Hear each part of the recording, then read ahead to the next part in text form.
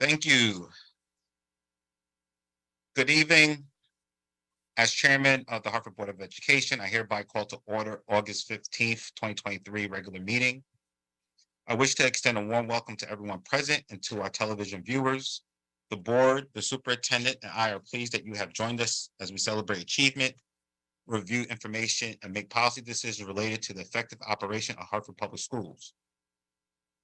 This is a regular meeting, and all items that will be discussed or voted on this evening have been posted as required by state law. As the Hartford Board of Education, we are here to set goals, listen to the report of the superintendent, approve budgets, contract, and personnel appointments, and make policies for the district. We are not here to make management decisions or solve the problems of individuals. Management is the responsibility of the superintendent.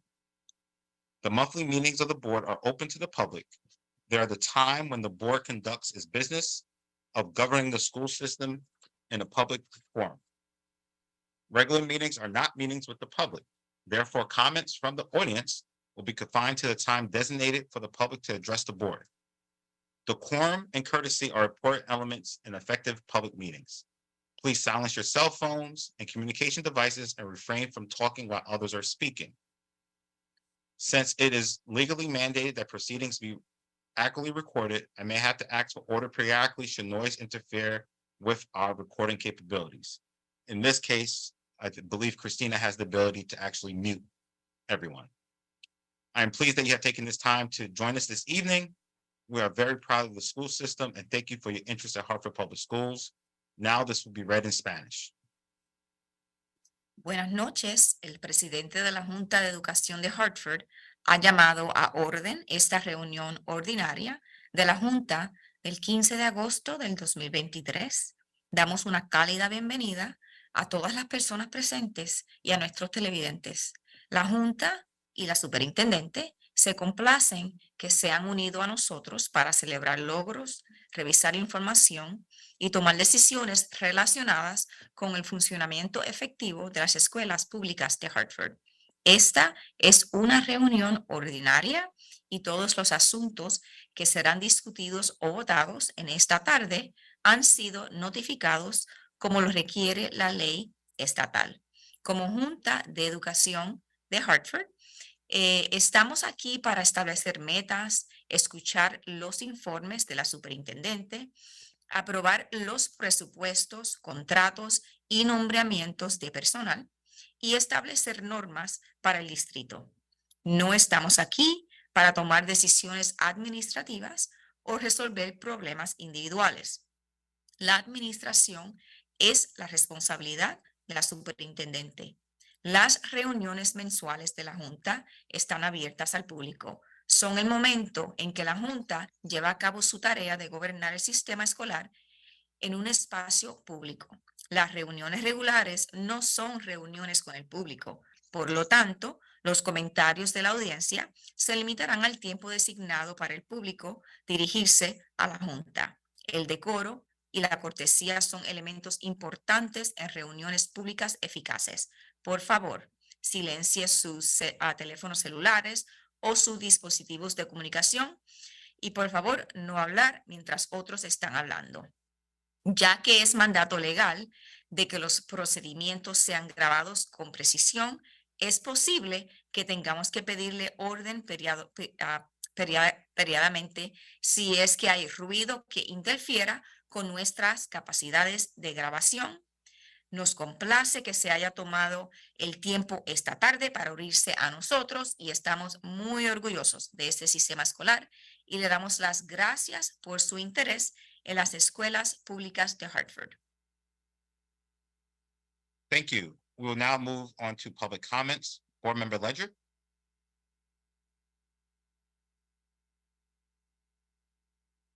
You're on mute. Okay, there we go. Thank you so much. Okay.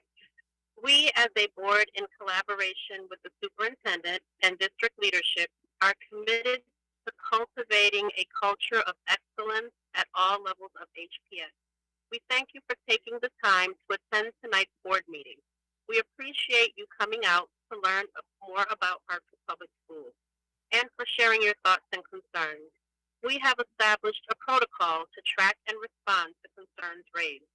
We want you to know that we take your concerns seriously, and to that end, staff will follow up within 48 hours if follow-up is required via the preferred method of contact the speaker has indicated on the sign-in sheet. We will follow this no-contact method to follow up for the time being, adhering to safety protocols.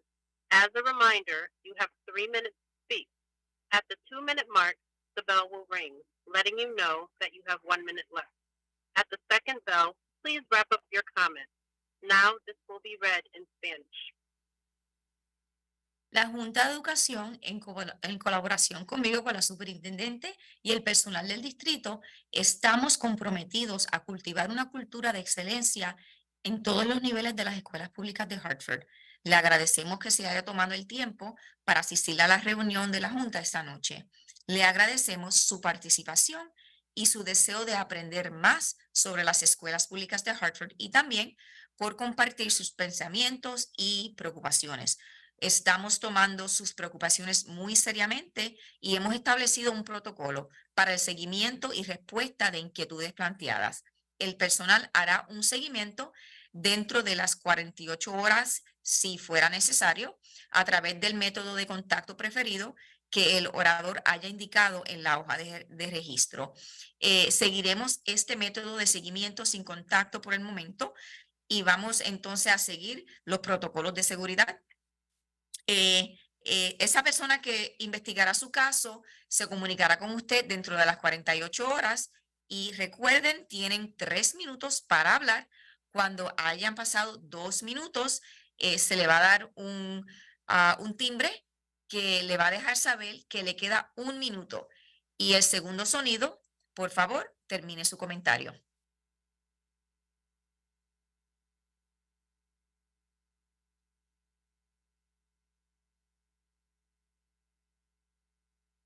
Christina, can we start with public comments?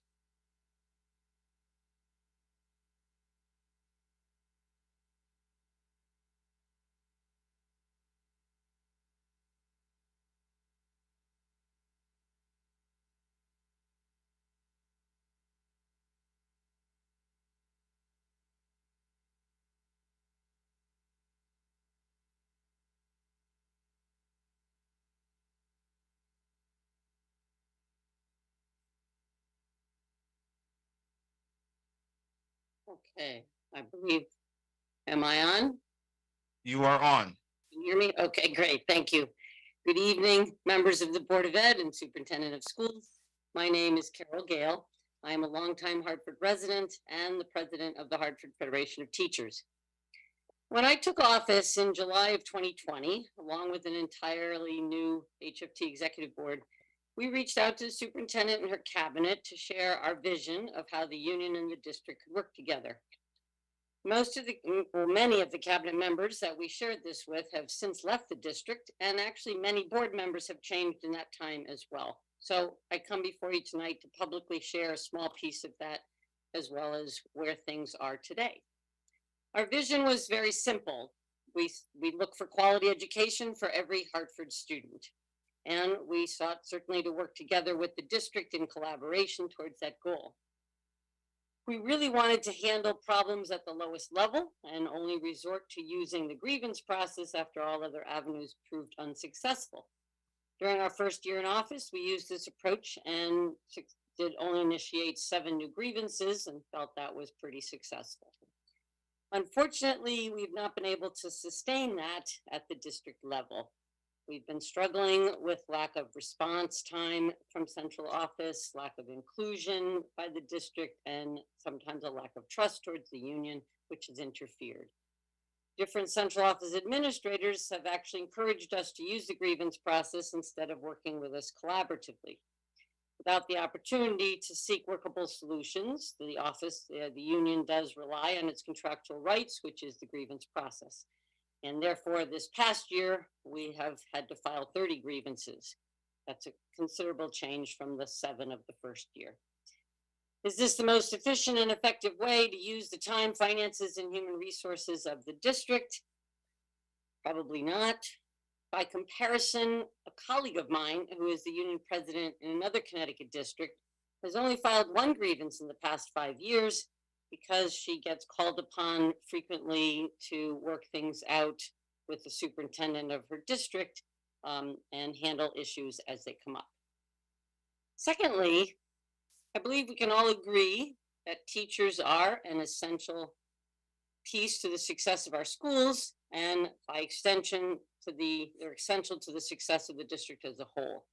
Therefore, as we're heading into a brand new school year, we must tap into our educators in ways that bring school success. Yesterday, the district welcomed about 100 excited new teachers to the district. We certainly want them all to still be here in June.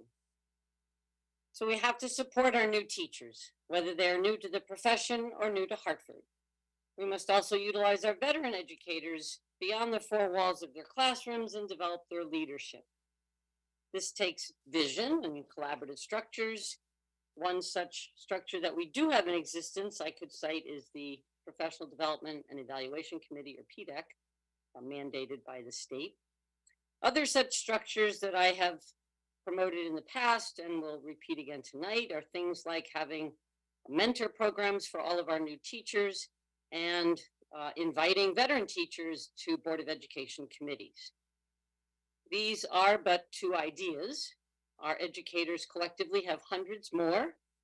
I certainly hope that you will make this a year of collaboration and not one of a continued trend towards more grievances. Thank you.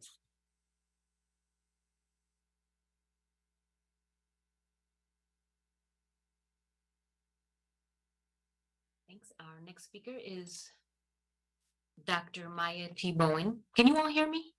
Yes. Okay. I apologize. I believe I lost signal there for a second.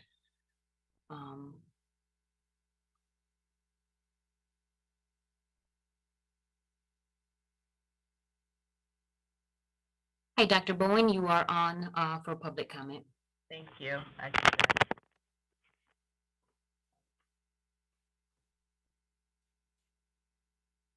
Oh, it's my turn next. Yes, I'm sorry. Okay, thank you.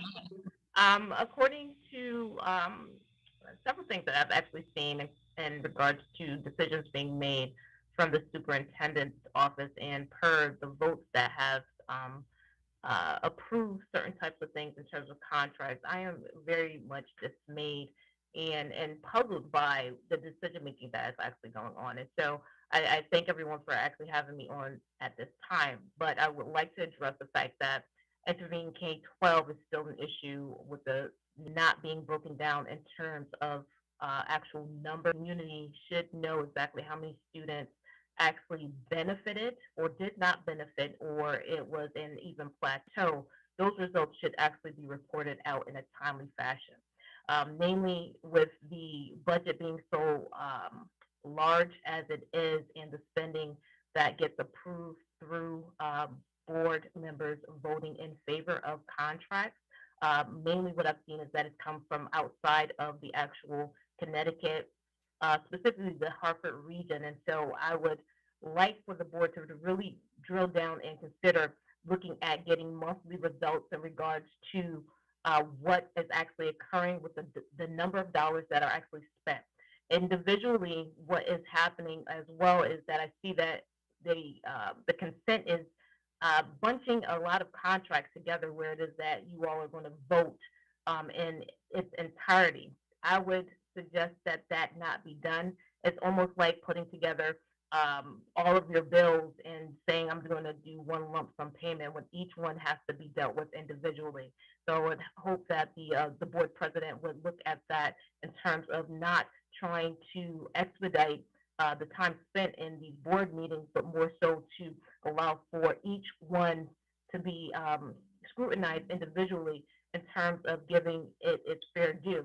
For those that are up for contract renewals, if it is that the public has not seen those results and the board decides to vote on said contracts for renewal, that is to really be questioned highly by individuals, not so much just myself, but everyone, because where are the results? The students are still failing but we're still doling out money. So we can't keep continually throwing cash at something that is not actually proven to actually work. And so I'm hoping that in looking at what it is that you all are deciding, especially with your vote, you actually have details related to the actual successes and or failures and any gaps in between that are actually happening. Because that's a lot of money that is actually being tossed into other people's coffers, but we're not getting the results.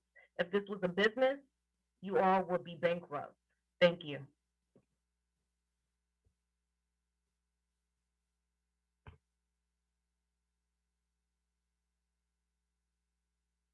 Our next speaker is Mr. Michael Downs. Michael, you are in the meeting for public comment.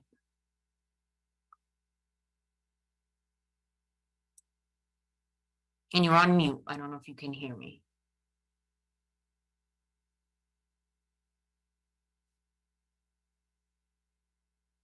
My name is Michael Downs. I live at 74 Rosemont Street in Hartford.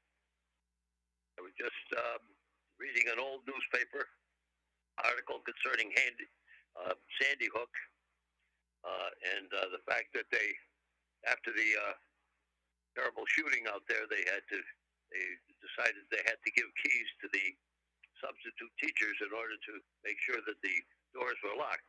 It is my hope that Hartford would have a universal system in which doors could be locked in emergencies. And one suggestion was a deadbolt on every door. That sounded like a good idea to me.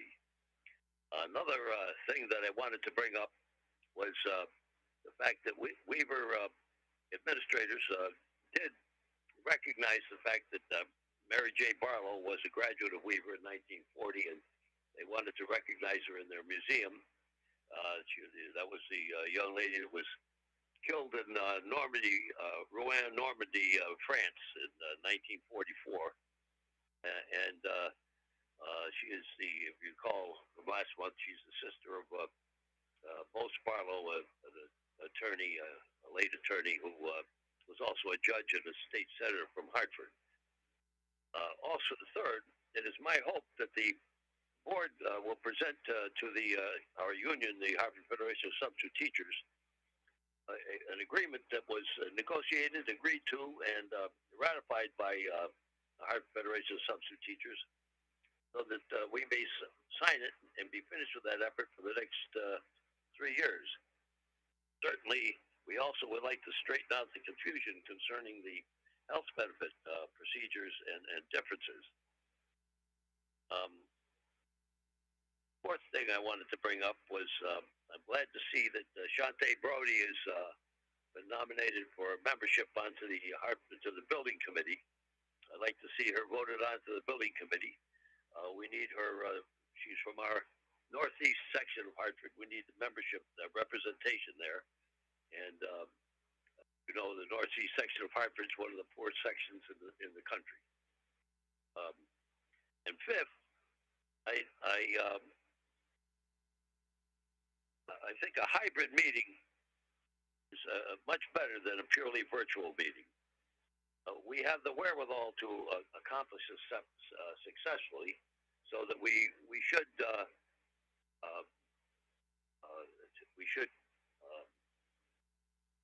have to not have it all virtual meetings. Some of us like to attend in person, and certainly we could make arrangements for those that don't want to attend in person to attend virtually.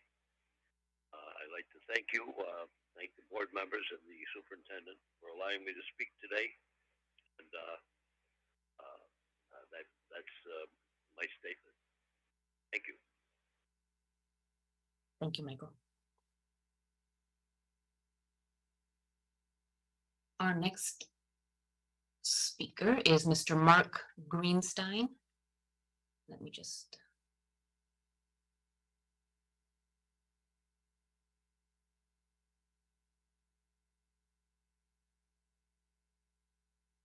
And he is our last public comment speaker. As soon as he connects, hold on.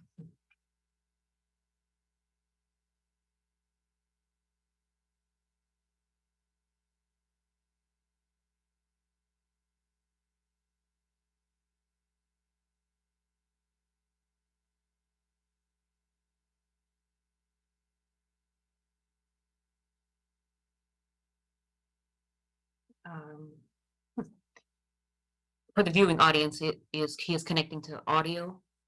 Looks like he's having issues.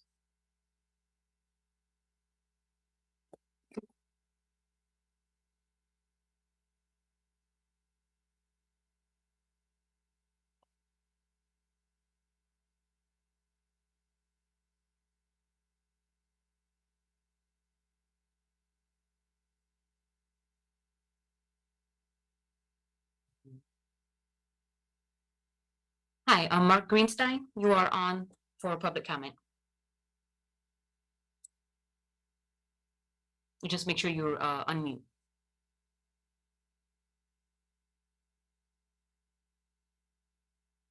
There we go. I'm unmuted. Thank you all. And nice to see you, Mr. Rigueur. I missed last month. I am hoping that everyone listening can be open to a choice in schools proposal that is going to the legislature. I mean, it's ideally done Connecticut-wide, but I think Hartford has the biggest upside to having students armed with vouchers who can go to any school across town, magnet, private, even out of town. I don't love having students, a lot of them go out of town, but if it's really best for some student to be in Glastonbury or West Hartford for a few years, I think having that choice would make a lot of sense and parents would welcome it.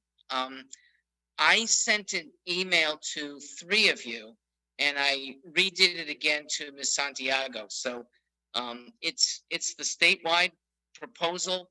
It's one that I'd like to work with you. Hartford's my home. And if it can work well for Hartford, we could fashion it even better for the legislature. But please be on the lookout for choice in schools. I wish I were a legislator. I actually ran in the past, but got badly beaten. I am running for mayor now. I will probably get badly beaten again, but it'll be with better schools in mind. I can answer some questions, especially if anyone's seen the proposal. I'm all ears for my remaining minute.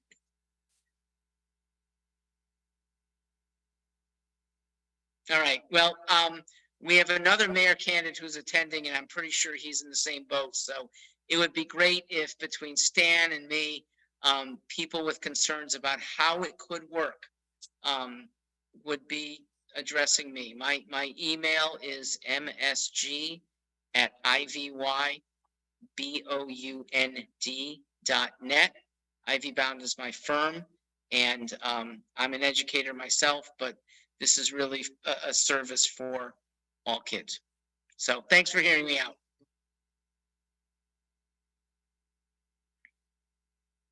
Thank you. And that concludes public comment. Thank you. We now move on to the report of the chair. As you know, we are holding August regular board meeting virtually with the intention of increasing participation during the summer, where attendance has historically been low.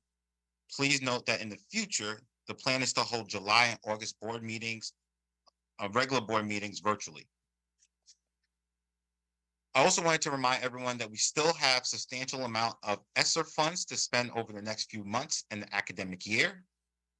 I have encouraged the district as well as my fellow board members that we have to spend the money in an efficient manner that is in compliance with what was submitted to the state and federal government. Also, as a reminder, as I've always mentioned, you can find the full committee reports as well as attachments and videos to the meetings on the agenda of the meeting agendas and on board docs. All committee and workshop meetings are live streamed as well as viewable after the meeting. The YouTube links are saved in each meeting agendas on board docs. I encourage the community to view the meetings and read the reports when possible, as many of the work of the board happens during these committee meetings. If you have any questions or feedback, please contact Christina Santiago, our board liaison, at santiago@hartfordschools.org. We now move on to the report of the superintendent. Thank you and good evening, everyone. I do have a few updates to report on. One is a congratulatory remark for the summer graduates. As some of us know, that we make sure that we provide opportunities for students to meet success. And we did have a group of 32 graduates in our August 1st graduation. Right? These were students that were attending summer program, which allowed them to complete their graduation requirements. And as we referenced during the graduation, we are very inspired by their determination and perseverance, and we wish them well on their endeavors. And we also acknowledge and send gratitude to the staff that remain committed throughout the summer to support our students.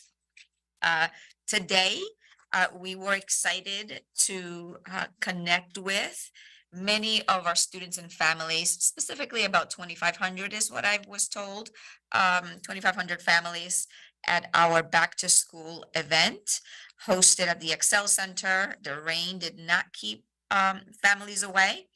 And right, we had our backpack giveaway, information, food, opportunities for school staff, central office staff to connect and remind our families, one, that our work is in partnership to make sure that our students meet success, and that we're here to hear their concerns and get better at what we do every day. So kudos to not just our families and students for coming out, but multiple departments, including Chief Blackburk and her team for such great event.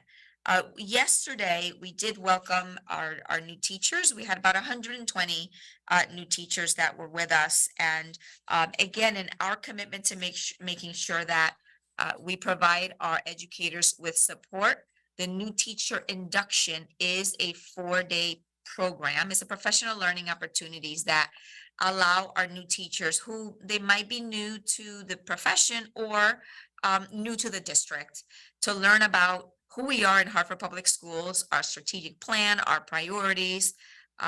They participated in an equity workshop, familiarized themselves with our instructional vision, our portrait of a graduate, and very importantly, just have opportunities throughout this week to connect with their colleagues and leaders from across our district. If you remember, this is the second year that we do this, that we extend this invitation. And the invitation did include student teachers from our partner education prep programs.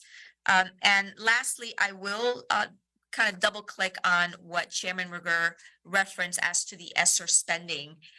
There was a very productive conversation at the August 1st Committee of the Whole, where we not only presented on where we currently are regarding the spend down of ESSER funds, a reminder, right, $144 million combined between ESSER 2 and ESSER 3. And we do have a very specific timeline. That is the November 2024 timeline. And so we are working to prioritize the plan, the spend down plan in alignment with the state categories.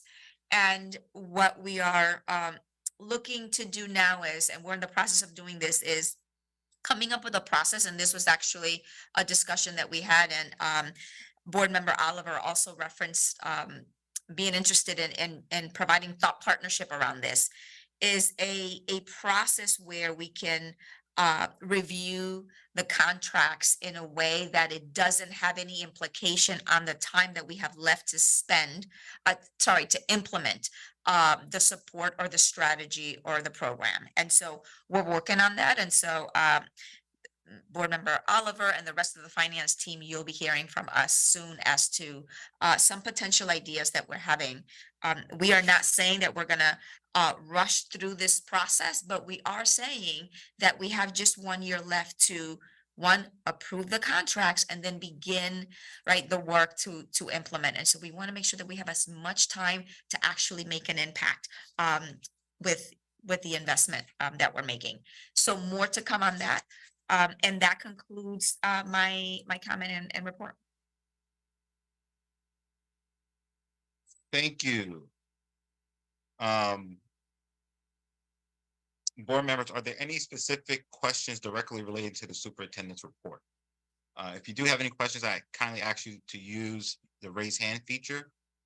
All right, we have Miss Brody.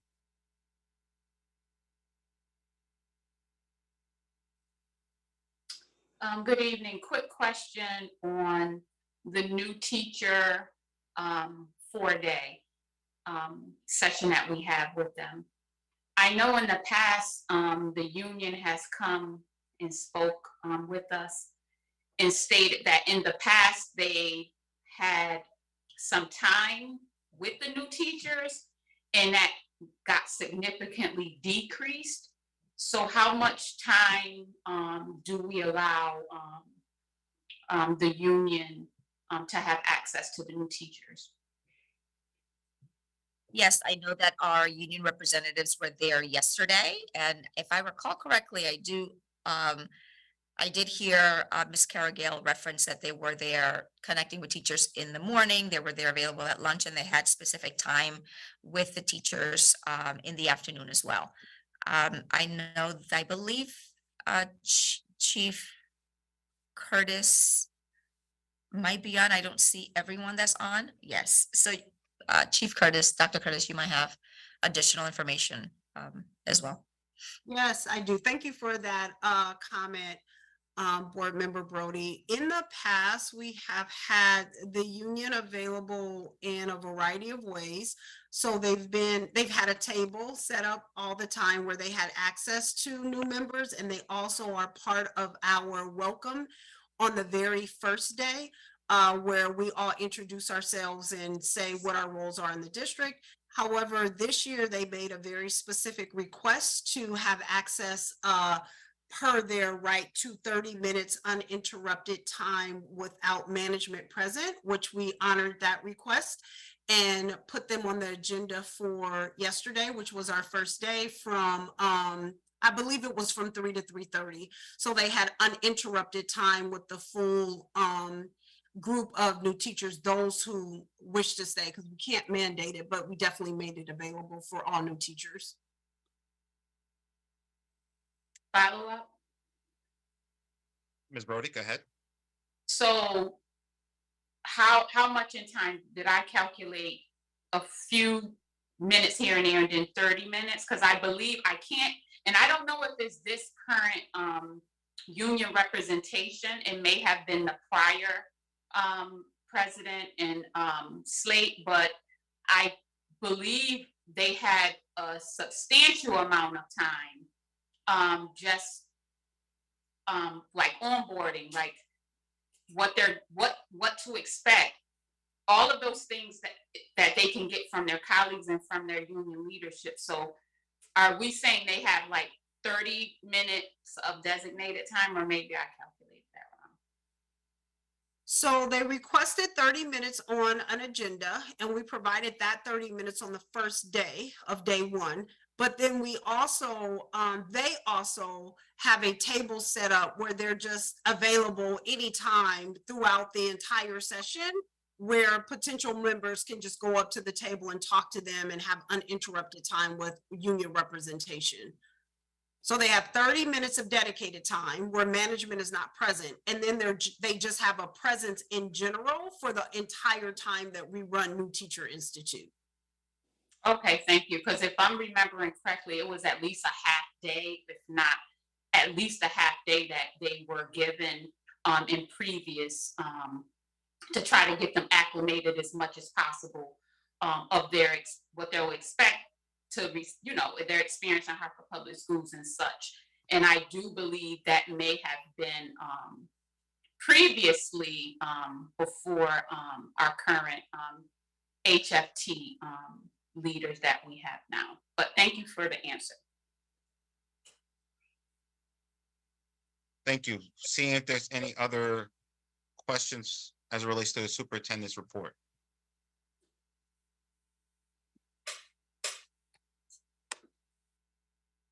Okay, seeing none, we now move on to the business agenda. Again, as we are reviewing these agenda items, if you have any questions, I kindly ask you to use the raise hand feature on Zoom, and I will make sure to address your raised hands. So business item agenda 4.1, contract approval relay.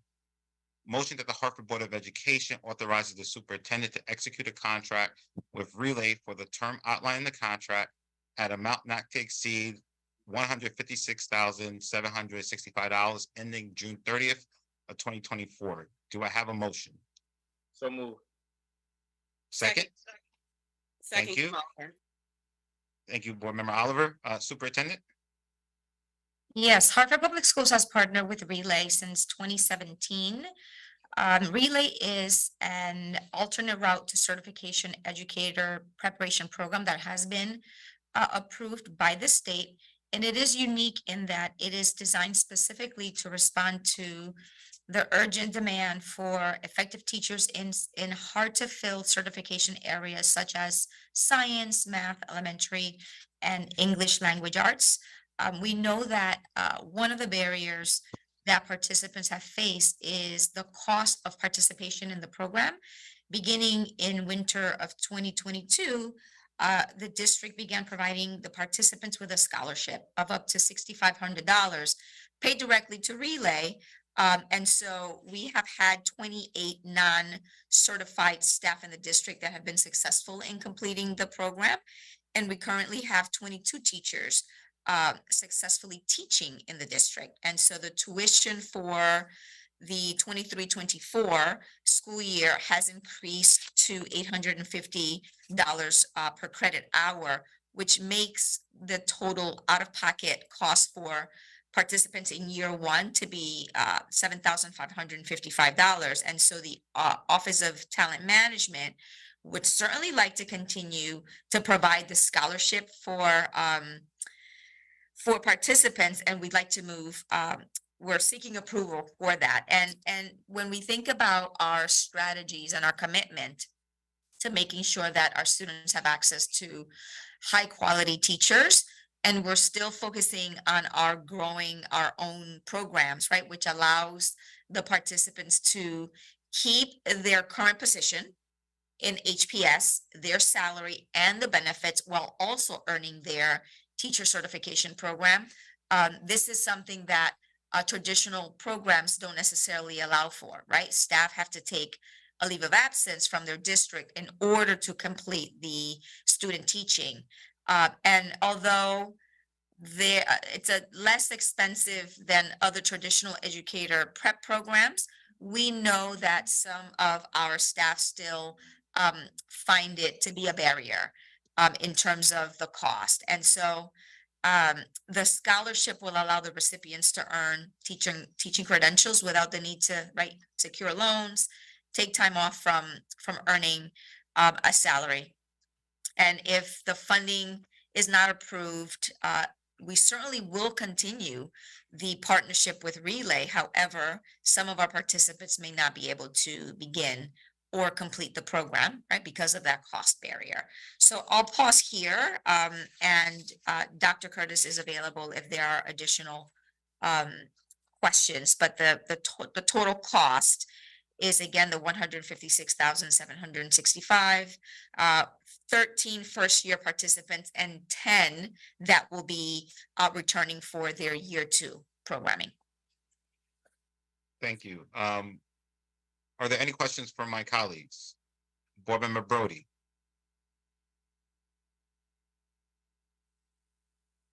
Thank you. So do we have any raw numbers as far as, because I see in the presentation that was given in the committee of the whole on August 8th,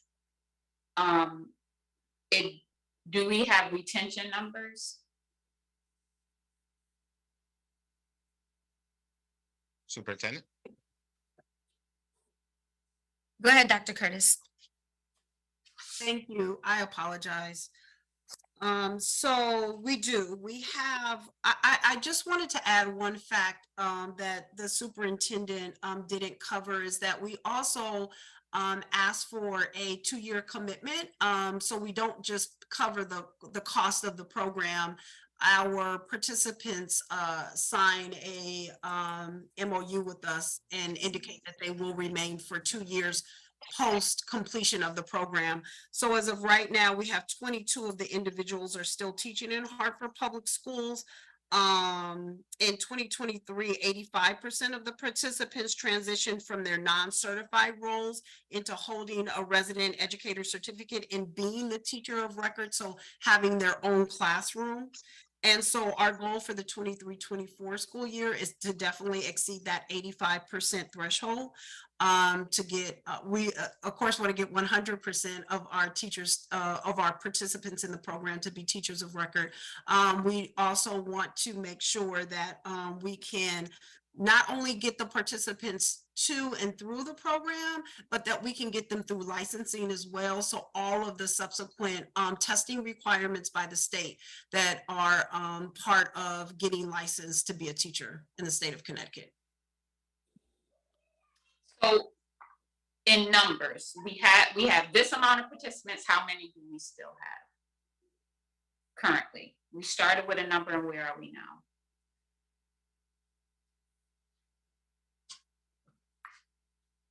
What I have is 20. I don't have the number that we started with. I'm gonna ask Elsie, who is on the call, if she has the numbers, because she is our data specialist for this particular pipeline in the district.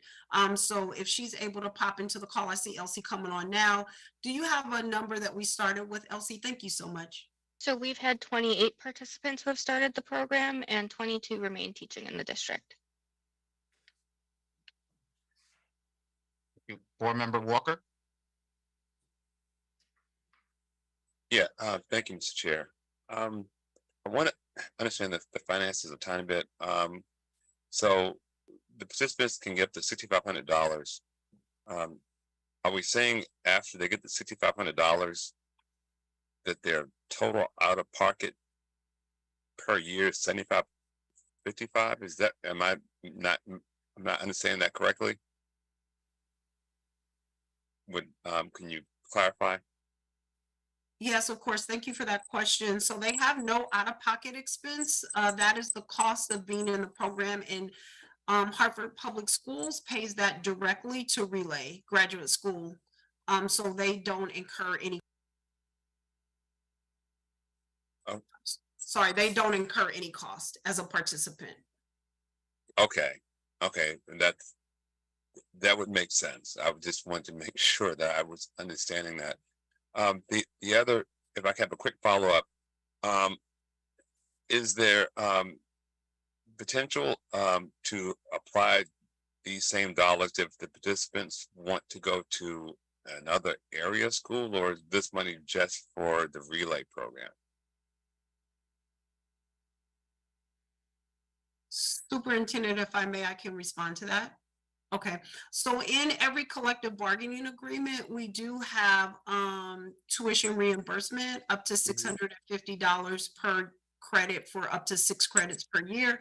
So the district does reimburse individuals for taking college level classes, or in some collective bargaining agreements, classes that that help continue in their job placement, the job that they are in the district. Oh. So you're okay. So if a person doesn't take Relay, you're saying that that their support from the district is limited to those 3 credits a year? Correct. Okay. Then I guess if I can make a statement there, then I'd like to kind of elevate that potentially as maybe potential use of some of these ESSER funds. It would feel like potentially, if you're going to get a 2-year commitment, that by possibly that we could look at juicing up and adding to and incentivizing people to do more work in exchange for possibly staying with the district as well. Yeah, board member, I think Board Member Walker, I think that's a good suggestion. I would recommend that you bring that forth to the Teaching and Learning Committee and to flesh that out further. Agreed. Board Member Oliver, I see your hand raised. Thank you, Chair.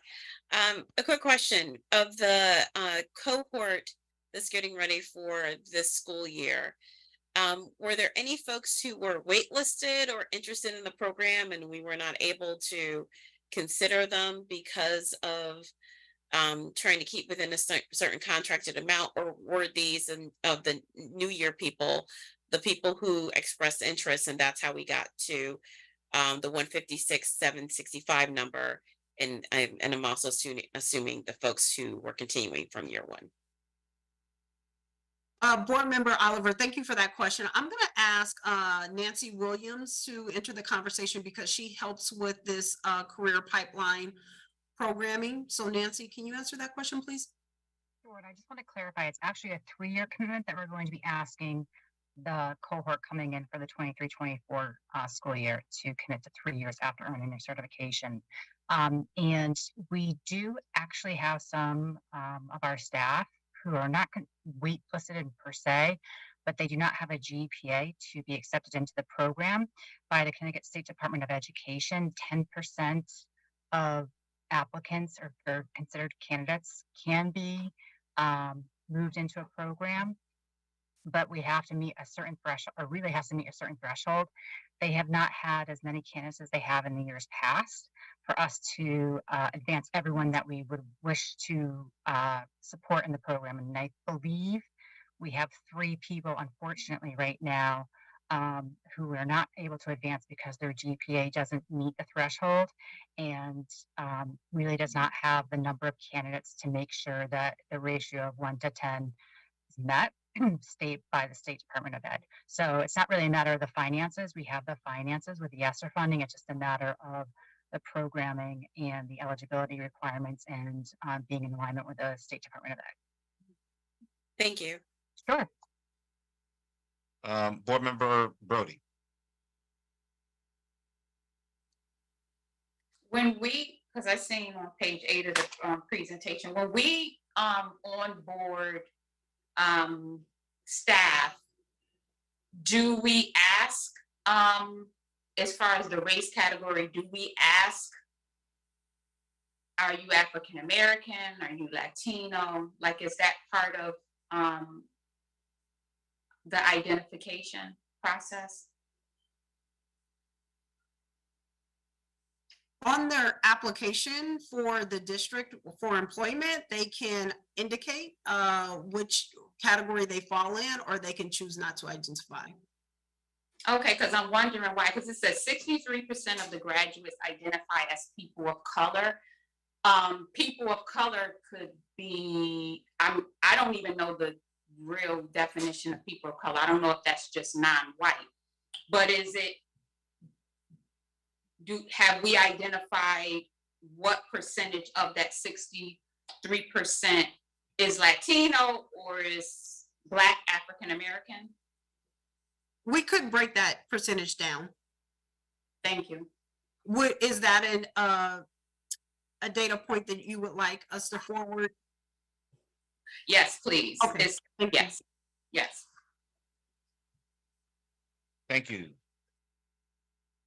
Seeing no additional hands raised, the motion on the floor is that the Hartford Board of Education authorizes the superintendent to execute a contract with Relay for the term outlined in the contract at an amount not to exceed $156,765 ending June 30th of 2024. All those in favor signify by saying aye. Aye. Aye. Any nays? Abstentions? The ayes have it. Motion moves. Thank you. Item 4.2, contract continuation approval, Achievement Network. Motion that the Hartford Board of Education authorizes the superintendent to execute a contract with Achievement Network for the term outlined in the contract at the amount not to exceed $793,000 ending June 30th of 2024. Do I have a motion? So moved.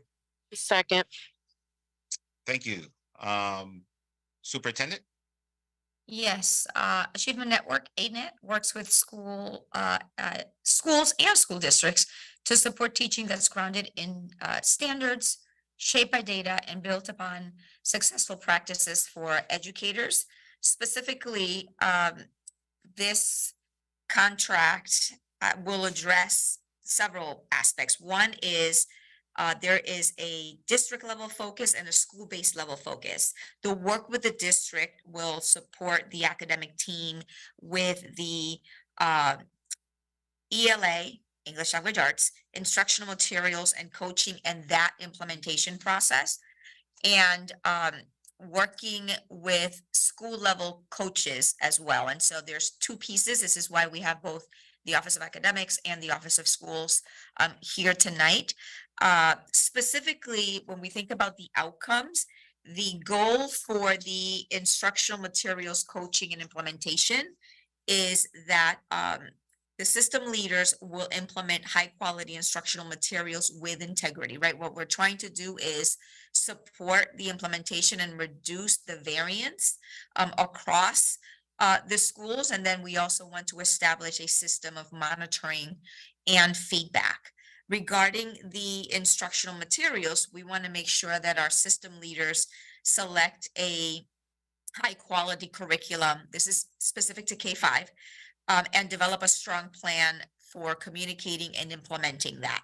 And lastly, the very specific work in the schools is that job embedded instructional leadership coaching. And what we're hoping with this is to have school leaders working toward making sure that all of the students in their schools experience academically rich and empowering learning environments. Yes, aligned to our priorities, but it is making sure that our leaders have the capacity to give the feedback. And so providing coaching for our school level leaders, principals, and the leadership team across the schools. This is a reduction from the last contract that we had with ANET, given that some schools are having coaching through in other ways. But joining us tonight is Chief Barney and also Acting Assistant Superintendent Katie Leonard. And I believe we have representatives from ANET on the call as well. I'll pause there and turn it back to you, Chairman. Yeah, thank you. As I look for questions, you did make a comment that I think would be helpful for public consumption. You mentioned that since this is a contract renewal, contract continuation, that the dollar amount has changed. Can you just restate that with the actual dollar amount to what we have in front of us?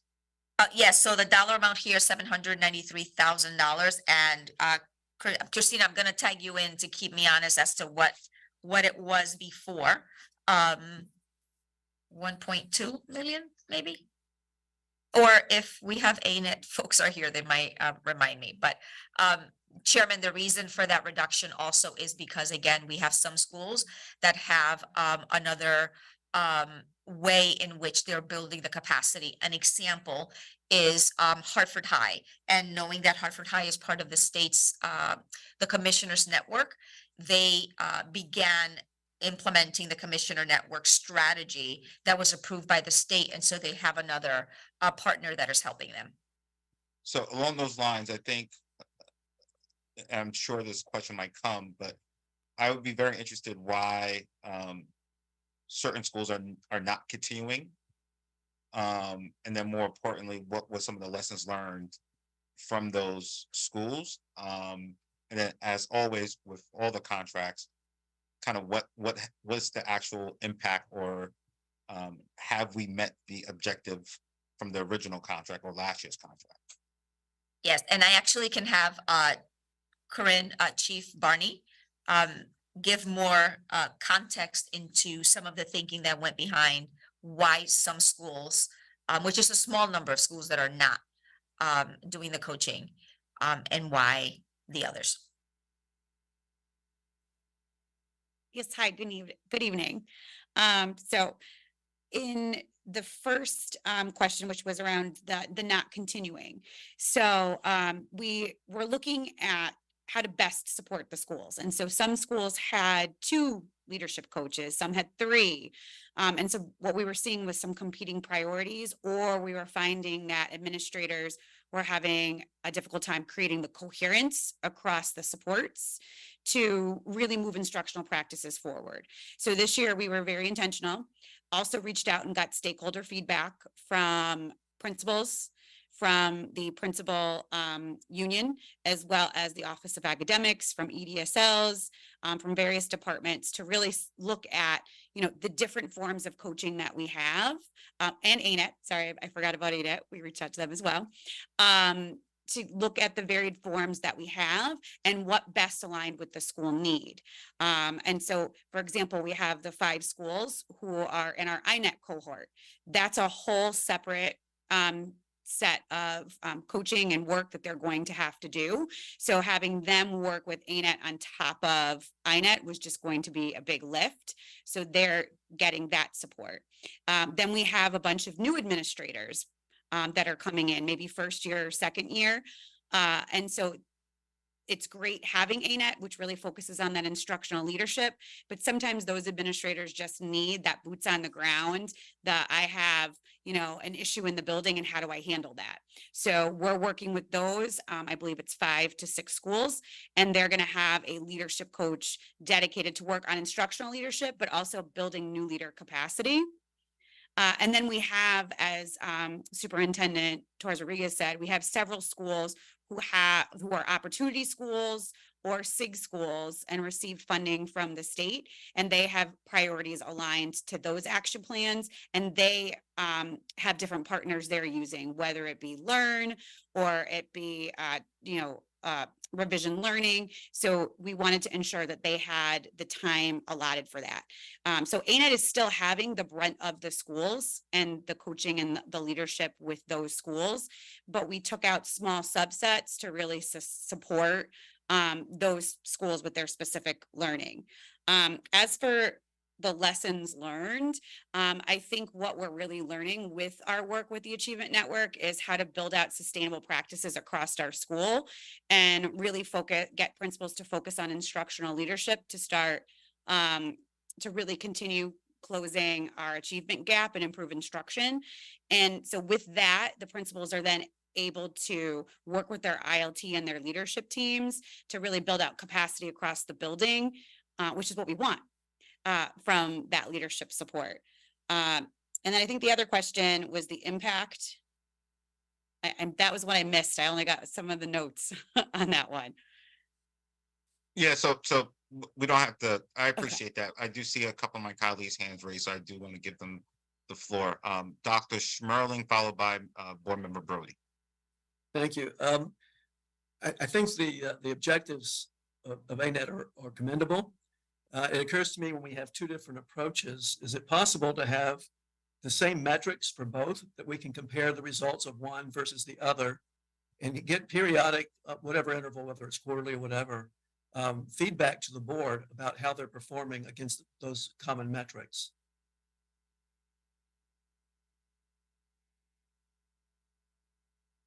Can I, Yes. Chairman? Yes. Two things. One is we can certainly add this to the rotation of reports in the Teaching and Learning Committee at the very least.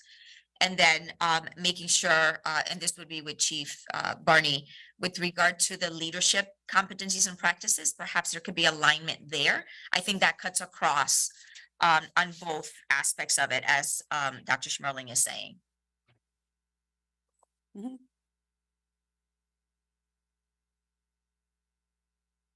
Board Member Brody? Schmerling is suggesting, sorry. Yep, thank you. Board Member Brody? Thank you. I was actually trying to look for results. I'm assuming, am I to look under evals, metrics, and outcomes are those what we're saying are our results as of last year's contract? The results are connected to leadership practice. And those are observable through principal, when the executive directors of school leadership visit schools and through the instructional walks that happen. No, I'm saying actually seeing those results. So am I to look where it says in ELA, the percentage of ELL students scoring proficient or higher, ANET schools increased by 5.5. Is that ANET schools somewhere else or our data? That's what I'm looking for. I'm on page 11 of the committee of the whole report. And I'm just scrolling, trying to see what we delivered, what we got delivered to us as a result of the contract. So, Dom or, let me see if I see. Or Tom, can you clarify? If we can give them a second for that, I have a quick question, just in regards to, it states somewhere, I'm not gonna be able to find it, I'm gonna look, it stated that I think the monolingual schools and a Montessori that is pending, because we have to get a request for a waiver. Could someone go more deeper into that? Like, what is in conflict with this that's in those Montessori or monolingual programs that we need to get a waiver for? Superintendent? I'm not sure that I'm understanding the question unless you're talking about the waiver for the science of reading. Tell me. Let me see. Because it says that the waiver is still pending with the State Department of Education. So what waiver was filed? That's the only waiver that okay, Katie, I see. Yep, so I don't know of any other waivers regarding the science of reading and the fact that we did all the work as per in alignment to policy for the curriculum. And we now we're paused so that the state can do their work, their reviews, not of our waiver that we submitted, but there's some decision making that has to happen at the state level. Acting Assistant Superintendent Leonard, is there anything else that you'd like to add? Sure. So I would just add that this is based on the Right to Read Act policy. And so with K-3, the state provided a menu of 6 curriculum choices that they had recommended. And if you were going to go through the process of reviewing the curriculum and you were going to choose something from the district for your district that was not on the menu, then you had to submit a waiver. So we did submit a waiver for 2 programs. One was for our Montessori and one was for our monolingual programs. Because we have had such a huge investment with foundations and geodes, those are also part of Wit and Wisdom. The curriculum is, but you buy each piece separately. And so it's not considered a comprehensive program because each piece is separate. So when you put all of them together, our belief would be that that would be considered comprehensive. And we've already invested a significant amount of funds in foundations and geodes. And so we would be purchasing for K-3 classrooms, ultimately now K-5, Wit and Wisdom as our whole group reading and writing. We are waiting from the state to find out if that has been approved, as well as the Montessori programming that we did submit as well. Okay, so this doesn't in any, does this alter the way Montessori and a monolingual program is rolled out and instructed and so not for this upcoming school year. It would be that what the hope is that with the partnership with ANET, we would continue as similar to we did last year, where we actually would create together a adoption and implementation plan where everyone would feel supported as far as professional learning, making sure that we had pacing guides created, etc. And so working with ANET in partnership to create what the process would look like. That's what the contract for ELA would be.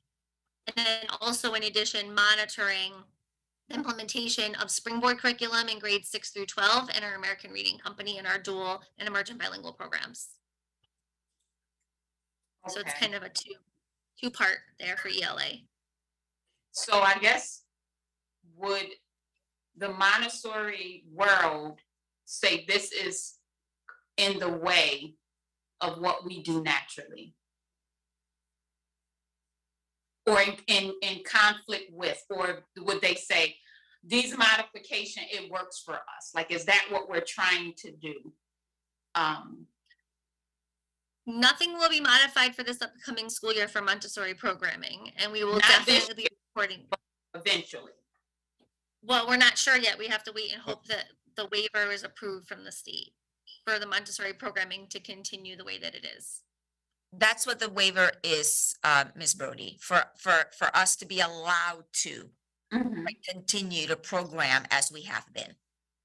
For multilinguals and Montessori. So Can I just make Yeah.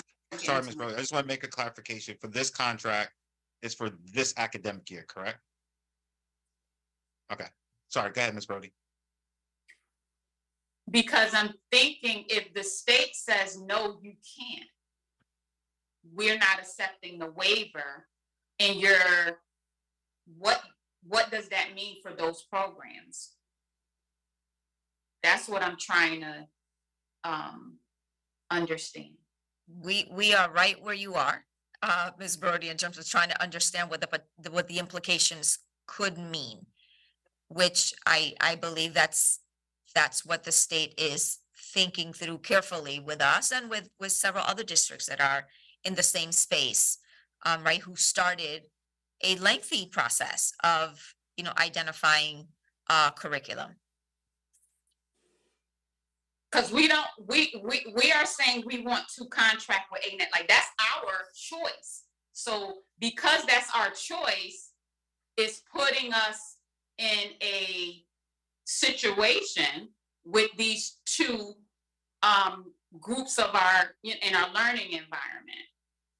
Like we're choosing to, because we're up is a $793,000 contract that we're saying because if we did not go with ANET, right, do we have any issues with how we're doing monolingual and Montessori program? No, and Ms. Leonard can clarify. So ANET has nothing to do with the waiver at the state in terms of getting the approval. ANET or not ANET, that's separate. Mm-hmm. I was just looking because it was something that I read in that. So I guess I'm just. The connection, the connection with ANET is that, right, ultimately it will be about implementing a curriculum and making sure that there's fidelity to that. So ANET is we're waiting, and ANET is waiting as well for the state's decision as it relates to those two programs. Everything else has no implication. And could those two programs be outside of what we do with ANET if the state says no? We're not accepting your waiver.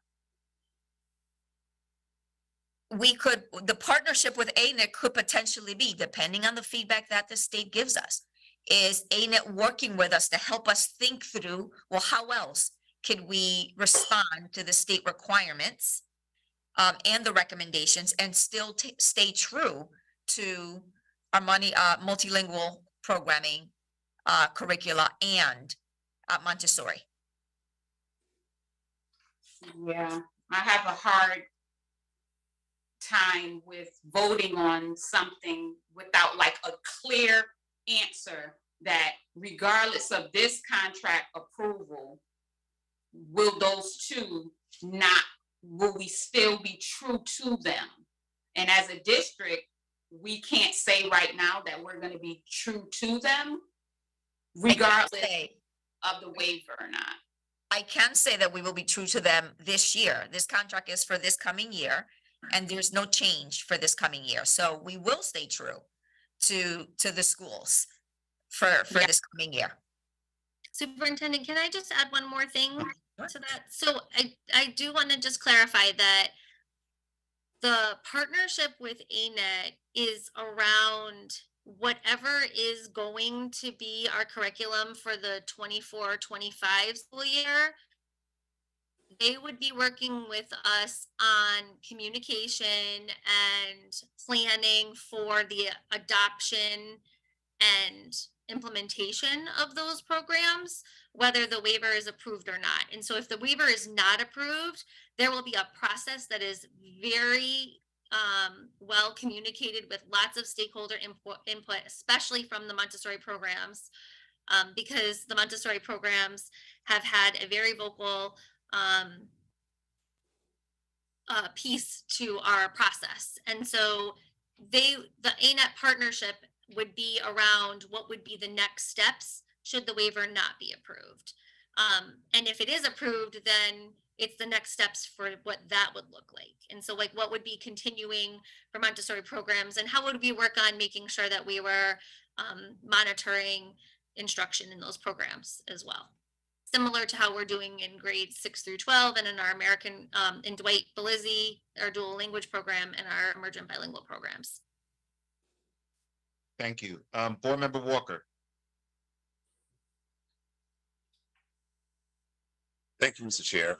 I think the questions I have is about the evaluation. This is a continuation, and I guess for this year, I'm really trying to be solid and that somehow it's really an improvement that we're paying for. And so I got two questions. One is the services. It seems like there's some instructional, there's, hang on, let me go with my presentation here. It feels like we have curriculum type materials, and I looked at so is it like the $111,000 is for all the instructional material type work, and then you have over $680,000 that's really coaching? Is that the way that I should be looking at the breakdown of services that's provided? The district level support is the $111,000, right? Which is what Ms. Leonard described, right? The partnership, thought partnership around how do we ensure that there's monitoring and implementation and fidelity of that work at the district level, and then the 682 is for the coaching. And so materials are not being purchased. No, but I'm saying, okay, you got it right. So I'm saying the bulk of this is coaching, and then there's a small amount around the leadership monitoring and the instructional. So when I look at the outcomes, it says, it feels like after spending that money, it says like the schools that had no support saw an improvement, and then the schools that had some support had an improvement as well. When I looked at the difference between like 1.9% to 0.8%, I'm asking myself, is that statistically significant? Because so I guess the question I'm asking is it really statistically significant?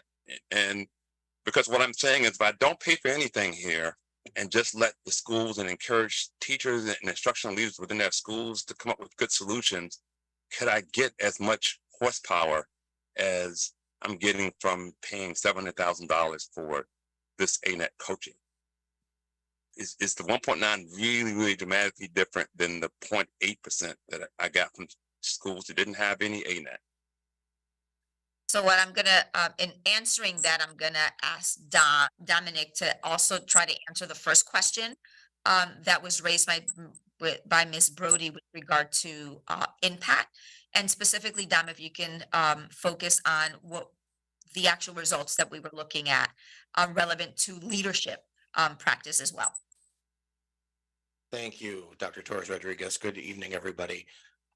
In terms of impact last year for the schools that we coached, 84% of the schools that we coached saw or met the outcomes that the school leaders set, either at the student, teacher, or leader level.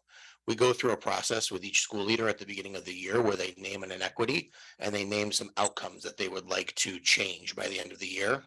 And so of the 39 schools that we worked with, 84% of them saw met outcomes at 2 or more of those stakeholder levels. And of that group, 74% of the schools that were engaged in instructional observations with an ANET coach at least twice last year. And 84% of school leaders looked at student work and analyzed it for a group of students with their coach last year. Additionally, we survey school leaders about their experience with ANET coaches on a 1 to 10 scale. And last year, or last spring, when they were asked, to what extent is your coach helping you meet your priorities? The average was 9.1 from the school leaders that responded to the survey. All this data is linked in, I believe, the committee of the whole report on slide 6 of the presentation, if you'd like to go back to take a look at it.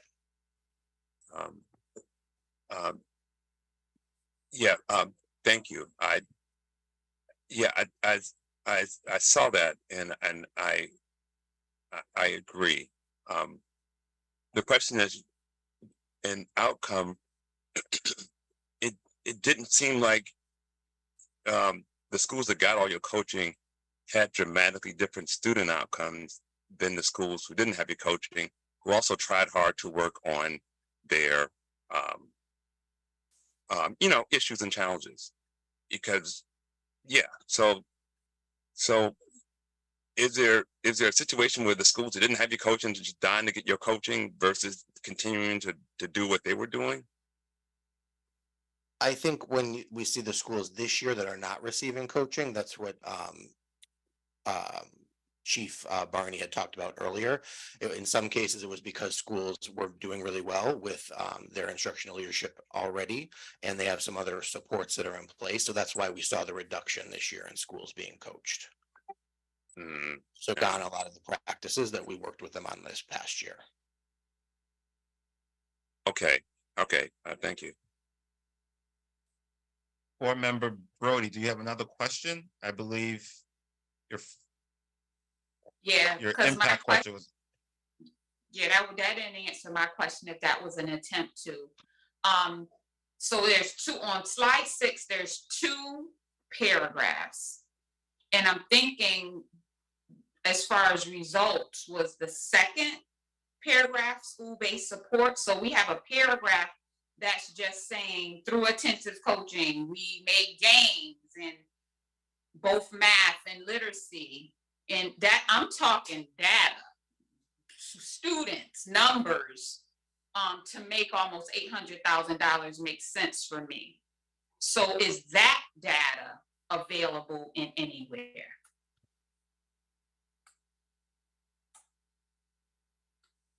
We can get the student outcome data for the schools once we have all of the SBAC results.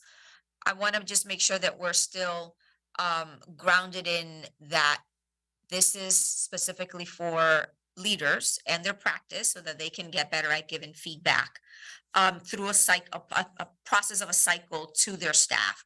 And so are we going to see direct correlated results in one year for all of the schools? We might not, given all the other elements that were at play at some of our schools, Ms. Brody, like, right, some staffing challenges, all of some other cultural, climate and culture issues. And so I hear you, and we can, once all the data are released, we can look at that. And I also want us to be mindful of like the broader intent of this partnership, which is specifically around instructional leadership practice and the feedback that is given to teachers. Okay, I'm just hoping, because all we do, we want to see at the end of the day, it show up in student increasing in proficiency. So that is our end game. But one of the things I've always asked for in the past when we're faced with these contract renewals, that we have data that helps me say absolutely, because if you provide the data, instead of waiting for SBAC, and we know we have a contract renewal, we test, we have our own internal testing. So maybe we are using the results we have at the time of renewal, but in terms of when we get results, we know certain schools has certain challenges. So when we get to X school, we can say, well, we know why that impact there might not be because we had these challenges. But we can't do that if we don't have that like to look at. So I said it last year and I'll just say again, when we have a renewal, for board members not to be given that data to say, yes, that investment was absolutely worth it. And it's not always, I totally understand that year one doesn't mean, okay, now we're just doing everything right. It means we've made these changes to make it look better next year or whatever the case may be. But having that data in front of us is absolutely what's needed, at least for me, to make a great decision on if this is worth a vote. So that's all I have. Thank you, Ms. Brody. And I will echo that comment. I think we have as a board mentioned this a number of times, particularly around continuations. As you're looking at these contracts, there's a very clear objectives of what we want to achieve. And my hope, and I know Ms. Brody has been on, has stated this a number of times, is that when we come back to this board, that those objectives are put up there and we show how we track towards the board, to those metrics for the board. So we can say, yep, like, all right, like we're 90% towards whatever objective that we reach. So we have some type of baseline. So I think Ms. Brody's comments are valid. And again, I would encourage the team to make sure, at least for contract continuations, that we have that line of sight. And we will continue to work with ANET around this. I want to, what the information, that data that Dom shared was specifically as to how the school level leaders work with their ANET leads to identify their targets. And so, right, over 80% of those were met. And so we can sit back again and think about what other targets can be identified. I think you should. With that being said, seeing no other hands raised, the motion on the floor is that the Hartford Board of Education authorizes the superintendent to execute a contract with Achievement Network for the term outlined in the contract at the amount not to exceed $793,000 ending June 30th of 2024. All those in favor signify by saying aye. Aye. Aye. Any nays? Nay. Nay. Abstentions? I believe the ayes have it. Thank you. Yes, the ayes have it. And the motion moves. Item 4.3, first reading, several policies. As this is the first reading, no vote is required. First Vice Chair Johnson, I'll pass it over to you. Yes, thank you so much, Mr. Chairman, for this opportunity. And as always, I would like to thank my policy committee for all the good work that we do. As you know, the main functions of the Hartford Board of Education is to approve and adopt the budget, but also to make policy, and we take that very serious. And I just want to thank my policy committee for showing up and being diligent in this. Item number 1, first reading, removal of policies. The key takeaways of this is, in accordance with bylaw 9312, removing the following policies from the policy manual, redundant with 5124-6142, reporting to parents. 5122, reporting to parents. 5123, teacher communication. Policy committee actions. Reviewed and confirmed overlapping policy 5124-6142 with 5122 and 5123. Our next steps regarding this is to return for a second reading to the policy committee on September 5th and the full Board of Education on September 19th. First reading is item number 2. First reading is a recodification. Recodification of policy 5141, bullying prevention and intervention to 5131.911. This needs to be done in alignment with the K policy codification system. And because the policy number 5141 overlaps with medical advisory policy 5141 adopted in June 2023. Our follow-up, this is a straightforward recodification, no change to the content of policy. Our next steps will be our bullying prevention and intervention policy will be revisited in the spring for a comprehensive update. This will need to take place because updates to the bullying and climate legislation took place this past legislative session. Mr. Chair, this concludes the first reading of these 2 items. Thank you, Board Member Johnson. Want to see if are there any questions for Mr. Johnson?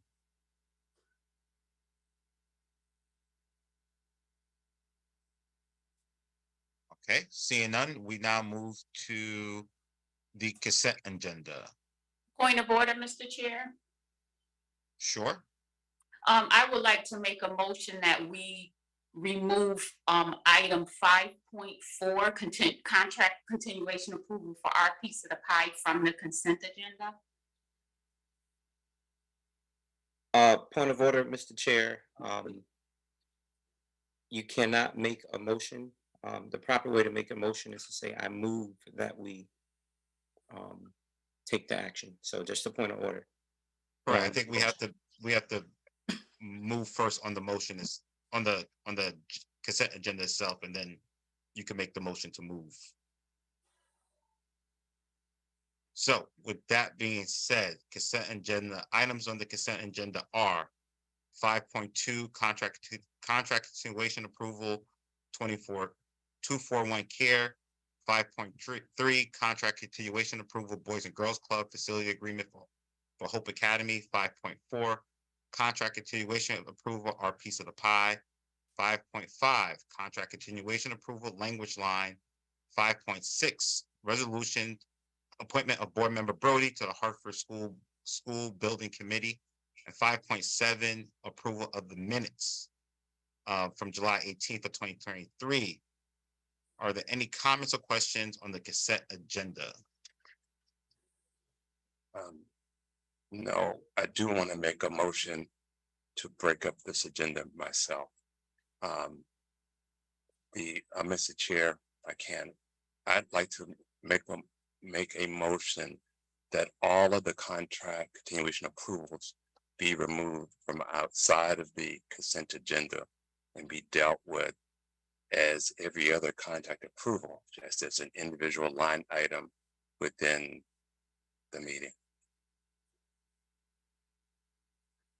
I second that motion.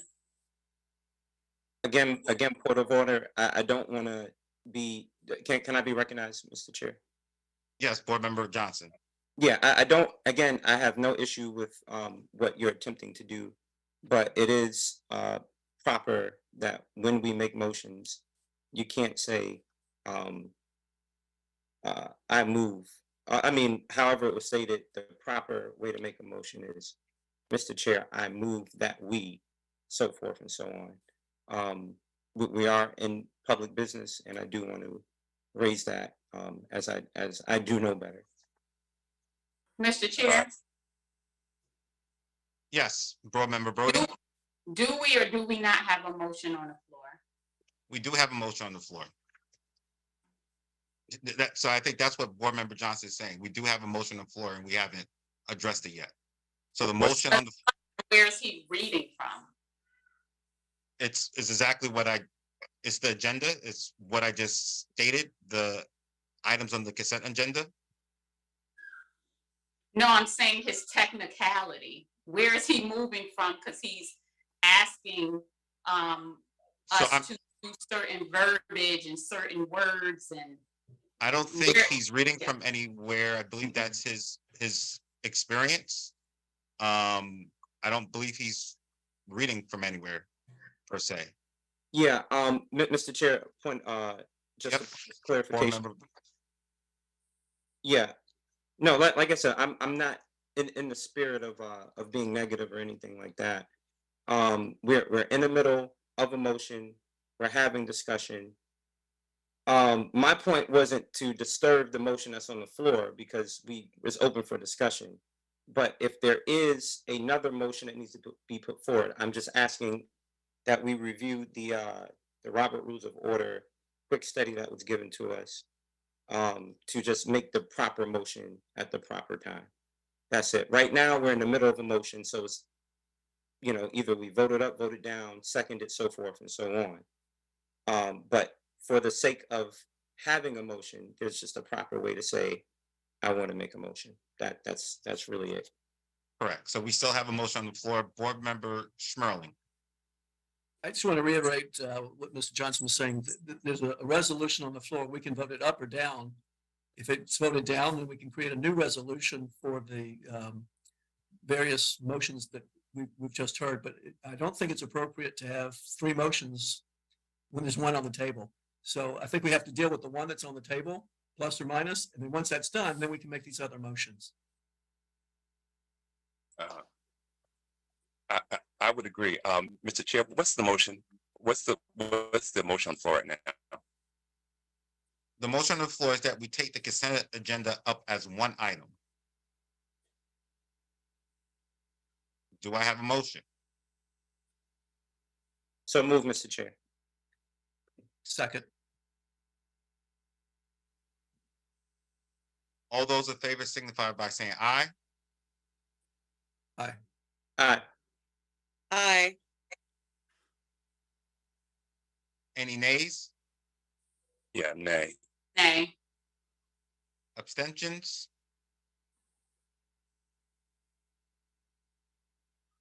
Ms. Santiago? I'm not sure if you're able to show the tally. I just want to make sure. Give me 1 second. My screen just broke. No, I will have it 1 second. Francois not here, and if I heard correctly, that's a nay from Ms. Brody and Mr. Walker. Oh, jeez.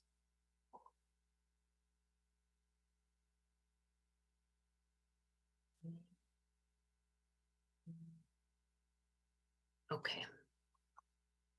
That is 4 ayes, 2 nays, and 1 not present. So the motion passed. Thank you. The ayes have it. Now that the consent agenda is one item, do I have a motion to vote on the consent agenda? So moved, Kim Oliver. Second. All those in favor signify by saying aye. Aye. Aye. Aye. Any nays? Nay. Abstentions? Abstaining. The ayes have it. And I do, for Mr. Chair, I do, as point of order, for the record, before we even went into the consent agenda, I made the motion to have that item removed prior to Mr. Johnson interjecting, and then we just went right into the consent agenda, and I was trying to prevent that before it got to us discussing the consent agenda. I just would like that to reflect on the record. I appreciate that. I also want to make sure that we did follow the schedule, and we had every opportunity to say that before the meeting. But again, we're following the schedule. We had the consent agenda as a motion, right? Following the schedule, not necessarily going out of order. Mr. Chair, I think this is one where I'm Board Member Walker, would you like to say something? Yes, absolutely. Thank you for recognizing me, Mr. Chair. Ms. Brody's point needs to be upheld on this particular basis. the fact that it's in an order in the meeting doesn't trump the fact that, to his point, Ms. Johnson's point, when the motion comes up, it has to be dealt with in that point. And she rushed it in for that reason. To me, it was, we can summarily address it, deal with it, and then move forward. I would offer that that's the appropriate way to act if we're going to follow Robert's rules of order, because in the way this is structured, motions can be made at any point in the meeting. As long as you're recognized by the chair, you can make a motion. If it's defective, that motion can be corrected, but then it just should be dealt with in that particular fashion. Yeah, appreciate the commentary.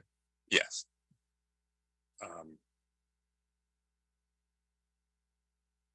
Now, So will that be made a part of the record?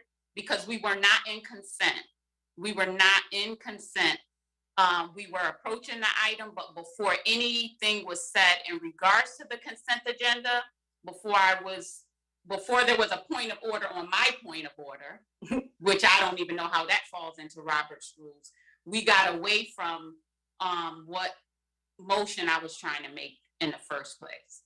So, Lori, can you chime in? Yeah, I think things got a little moved a little fast with the motions that were being made. But so I think to get back on track, when you have a consent agenda, if any member wants to take something off of the consent agenda, it comes off and you take it up as an individual item. So I think that if I'm hearing, I think I heard at least Board Member Walker and Board Member Brody had made a request for a number of the items to be taken up separately and not on the consent agenda item. So I think that there should be clarity on what items they're looking to take off of the consent agenda and to take up separately as individual items. So do we have to vote on, so I just want to make sure I understand. Sure. So once those items are identified, then we make a motion to take those items off the consent agenda? You don't have to vote. If a member asks that something be taken off the consent agenda, then you take it up as an individual item. Okay. And through you, Mr. Chair, that was my effort.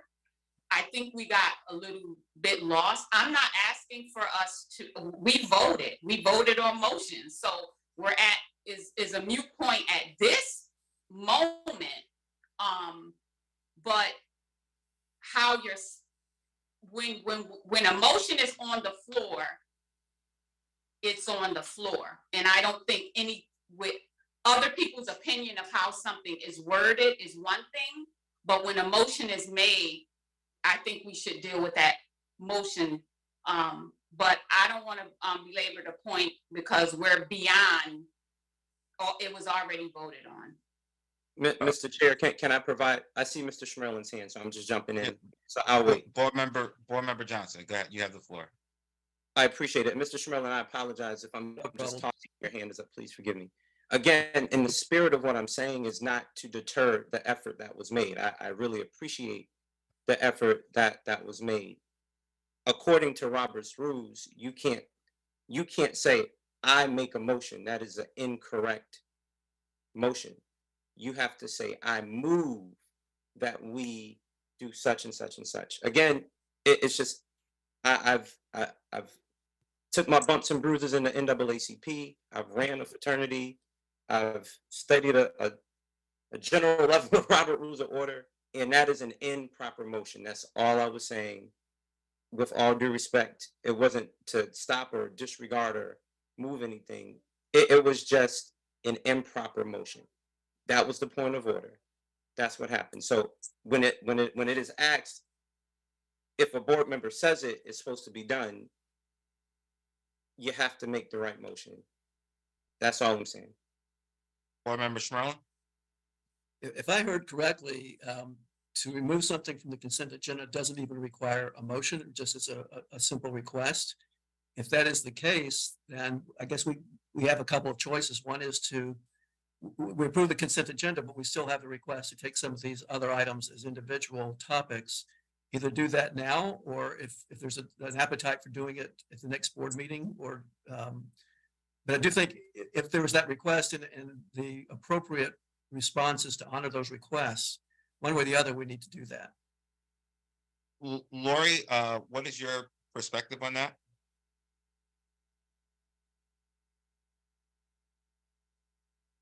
I think, I mean, I think you can deal with the issues at this meeting.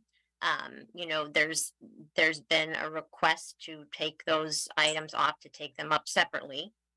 They're on the agenda. There was notice of those items. So that would certainly be appropriate to deal with those matters here now, if that's what the board would like to do. So I guess, Laura, I'm confused when you say if that's what the board likes to do versus your prior statement was if a board member says X, Y, Z. So yeah, is there, I think you should do it. If the matters are on the agenda, you should deal with them. Mr. Chair, can I be recognized? Walker? Yeah, thank you.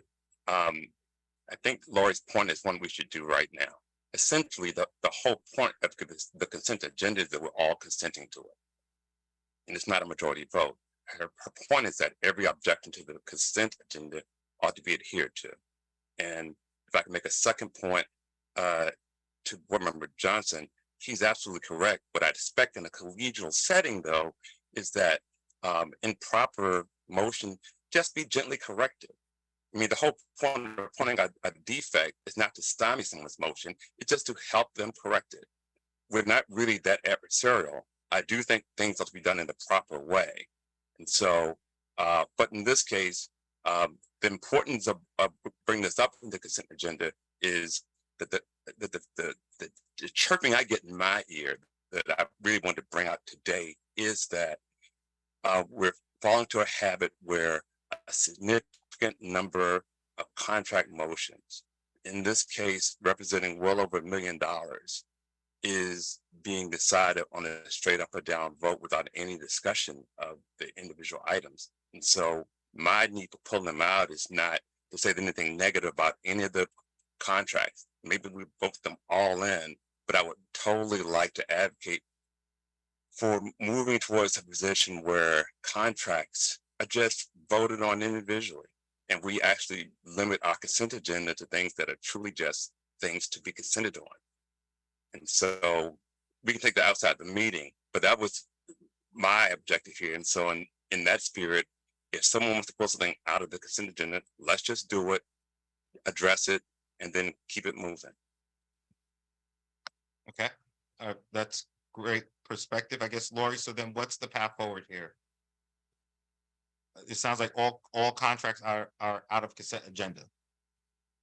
You can take them up separately. You would take them up separately as individual items and vote on each separately. Okay. Sounds like that's what we're doing now, correct? Again, I hate to be this person. But again, I feel like, I'm sorry, Mr. Chair, may I be recognized? Yep, go ahead, Board Member Johnson. Yeah, I mean, you know, I agree 100% that any member of this board has the right to do what has previously been said, right? I have no qualms or issue about that. That is what it is, and that's the rules that we go by, because we are voting members of this board. But I'm also somewhat pressed, and I feel like it should be said that when we come out of leadership meeting, we send agendas, you know, ahead of time, and I'm not sure where the disconnect was for this not to be raised previously. That's, you know, again, I know when we leave leadership, I know Christina sends this stuff out and gets it in our inboxes, because I'm very adamant about that we do this. I have no issue with contracts coming out. You know, this is like, again, this isn't an attack kind of thing. I love each and every one of you, but, you know, I guess out of courtesy, you know, let's contact the chair ahead of time and make the intentions known, or raise your concerns so we're not doing this like this. I don't think anyone's trying to be mean or evasive or anything like that, but it would be a level of courtesy to say, Mr. Chair, I have a problem with this particular contract, and I want it to come out. And I believe our chair to be gracious, and I believe we could have done this a different way. That's all I'm saying, and I say it in the spirit of love. Thank you. Yep. Board Member Oliver.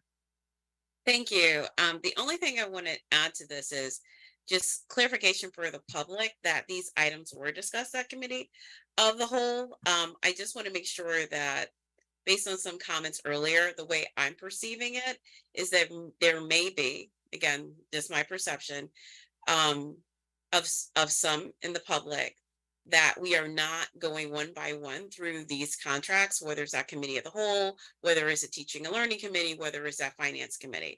So I just want to assure the public that we actually do go through individual contracts, which is one of the reasons that we've been talking more about participation and attendance at the committee meetings.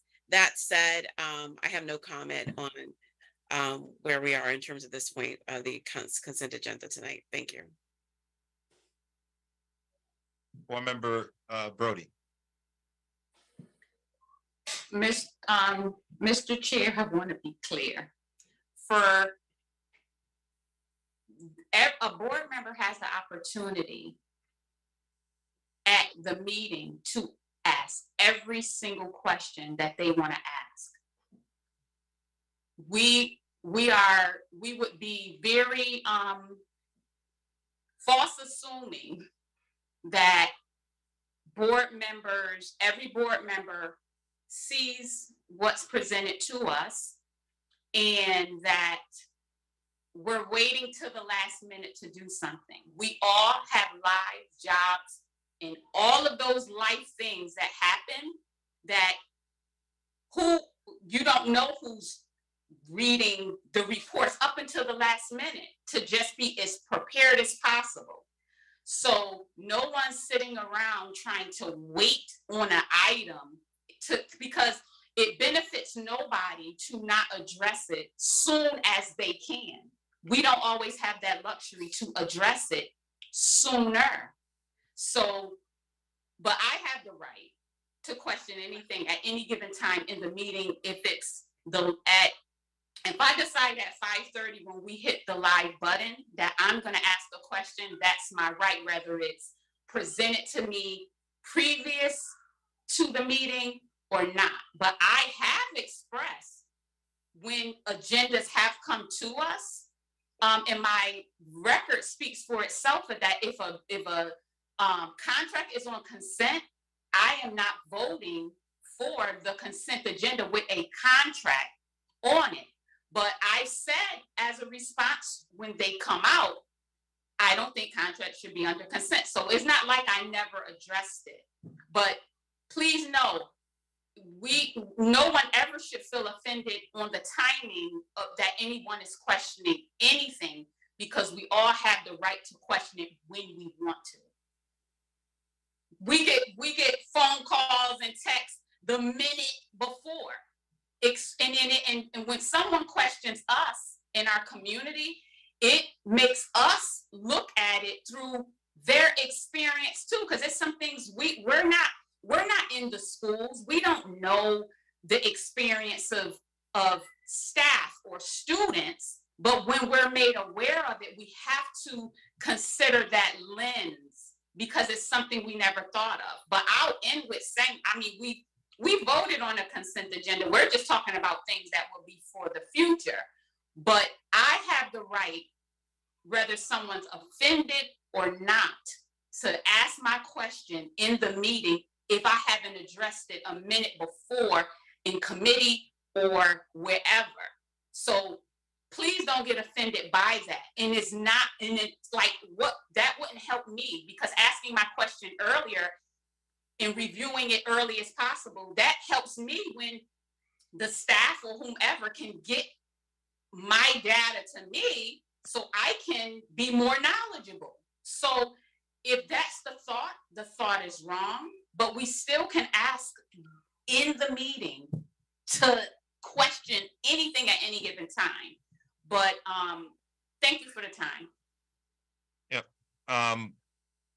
Board Member Walker, then Schmerling, and then Lori, I do want to circle back with you to make sure that that we're all on the same page as it relates to this conversation. Board Member Walker?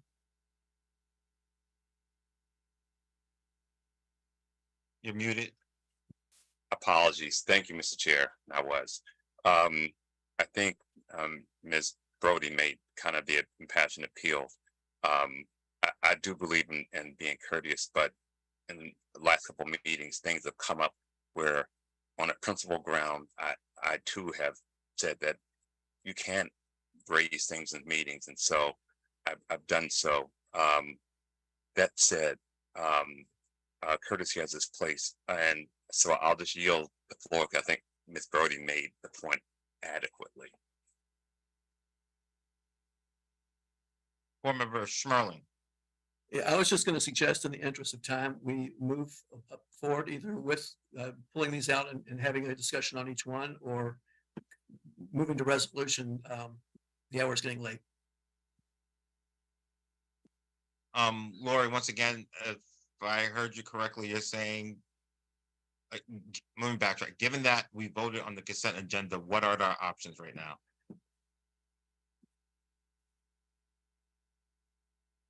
Well, I guess the one concern I has is you did have two members looking to take separate items up separately.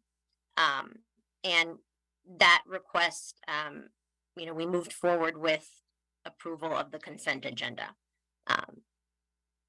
Honestly, I mean, to ensure that I think that you have a vote on all of the items and that the votes are good. I think that it would be appropriate to take the contract items up separately and vote on them. Okay, so then we're making, okay, so if I hear correctly, and then I guess I will look towards Board Member Walker and Board Member Brody to make a motion of the items in the consent agenda that they would like up for discussion.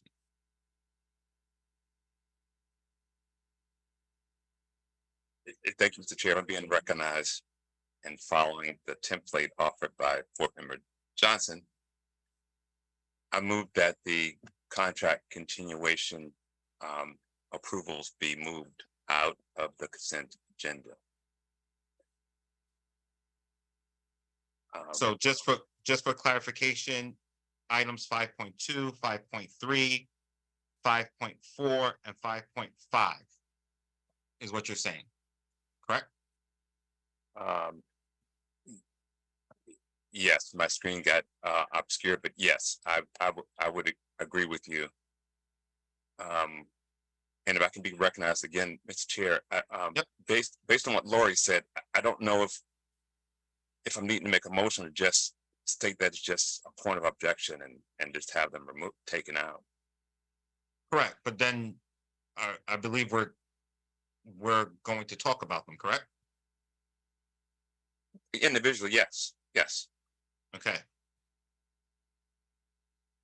So I guess, Lori, we're moving to item 5.2, contract continuation approval, 241 care.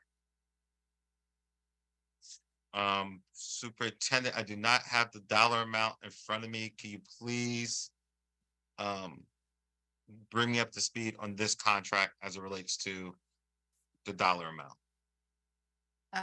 Yes, actually, I have them here separately. So Christina, Miss Santiago, I'm sorry, $268,300 for 5 schools.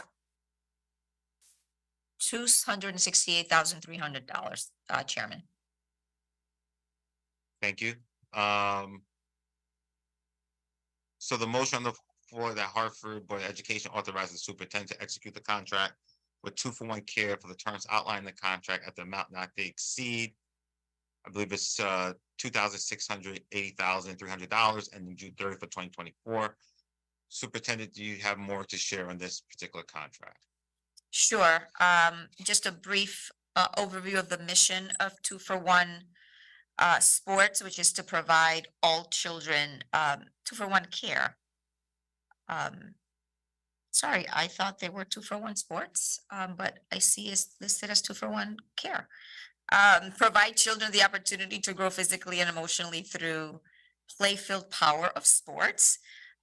They have been a partner with some of our schools in the past. They provide a variety of services from summer camp, before after school programming, vacation weekend. And just as a reminder that there are 5 schools that, as part of our ESSER Scaling Equity Innovation Grants, schools are given an opportunity to engage stakeholders in their respective communities and identify ways to either expand on programs that they had implemented before or try something new. This is in feedback that some of our principals gave us in terms of having some autonomy with ESSER funding. And so we have specific schools that are interested in providing a variety of supports, and this is all funded by ESSER. So I'll pause there because I know that we have a few school leaders in case there are specific questions as to how this is going to show up at their respective schools. Do you have any questions from my colleagues?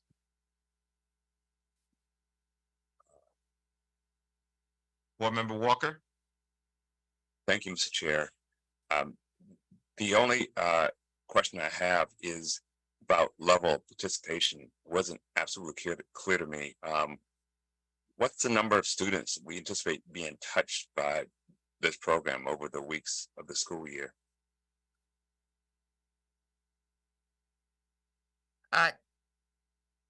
Chairman, may I? Yep.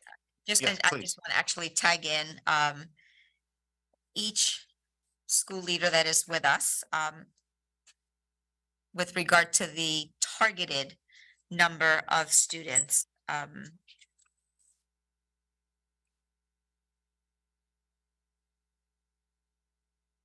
Principal Musaro. Good evening. So I can speak to Breakthrough North.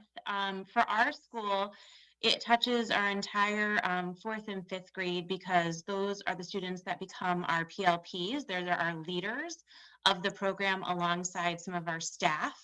And then it also touches our students grades K through 3 because they're the participants within the program. I can't say how many students will, sign up this year, but we had a great turnout last year. We were able to support students in participating in the program every single day. And we actually had great numbers, and parents were really looking forward to year 2 because some of them got to come in and actually observe and see what their students would be getting into. So I anticipate even better numbers this year. Thank you, Principal Massaro.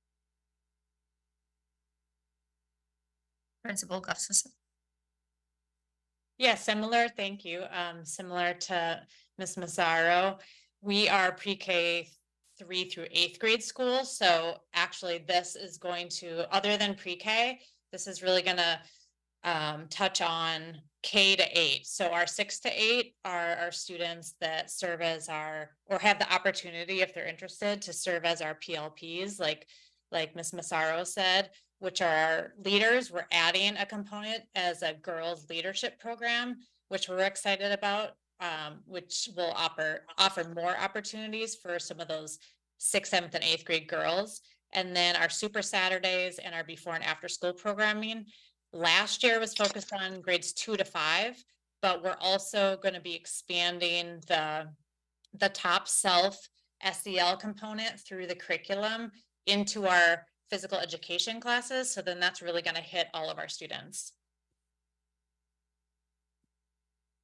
Principal Gustafson, I see that you have, no, Jacobson, I see that you have Jacobson. your hand up, so you can jump in.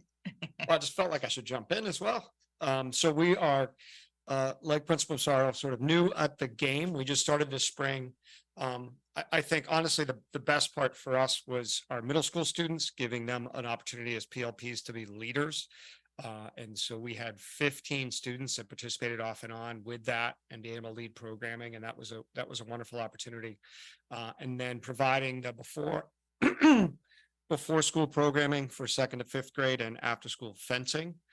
We also are going to participate in the girls leadership program for our middle school students, and we're very excited about that. We have some very strong leaders in our school, particularly in the girls. And so giving them an opportunity for that leadership opportunity is wonderful. And then we are looking to expand some of that work in our PE classes for some of our other students as well, as sort of the next level step for us. Principal Thompson for Green Hooker. Good evening, everyone. This is going to be a new program for us at ESM. So based off of the success that 2 for 1 has had at other schools in our district, but also the summer programming they did with our partnership with our Early Start program at Kennelly. We are partnering, again, it'll be grades 2 through 5 for the morning program. So the students will be able to participate. Similar to the other schools, our 6 through 8 will participate if they're interested as the PLPs or the sports mentors. So another leadership opportunity for them. We are also doing the girls leadership program for students in 6th through 8th grade. And we're including the after school fencing program. And one of the components we're really excited about is the Super Saturday program. So this last year, we've had a Saturday Academy to support students with their academic needs. And this will be in partnership with those 2 programs to increase attendance while also giving students more opportunities with extracurriculars on Saturday that they don't often have.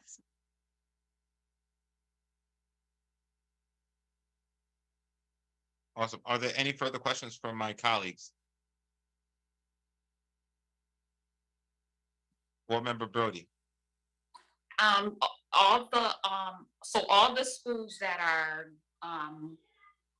participating or advocating that they want 2 for 1 care are magnet schools. Are we doing anything?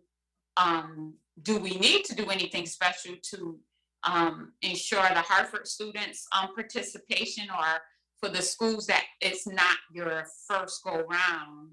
Did you notice a significant amount of Hartford students participating?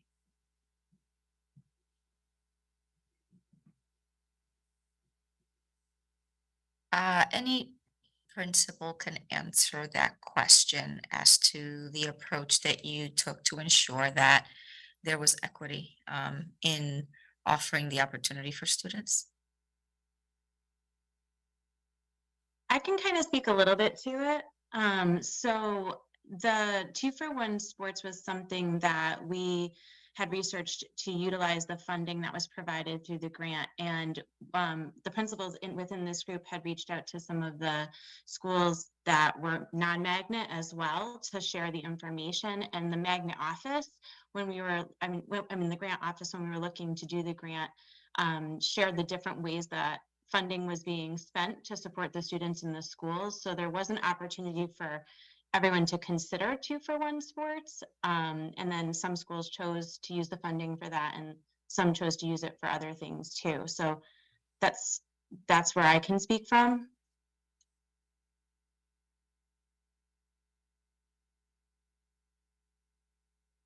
And I mean, I can just speak too about this past year and then this upcoming year, continuing with 2 for 1 and just, engaging all of our families, our suburban and our Hartford families, messaging, reaching out to families that we feel like, would really benefit from this. Obviously, we're messaging it to everybody, and we're really trying to hit all the students, right? So we're offering before school, we're offering after school, during school, and Saturdays. So that way, different families maybe that wouldn't be able to participate in the before school, maybe because of transportation, could maybe do after school, or they could do Saturdays. And then by weaving some of it into the SEL curriculum during the day, then that's definitely equitable, because that's going to cover any student, no matter what town they live in, because it's during the school day.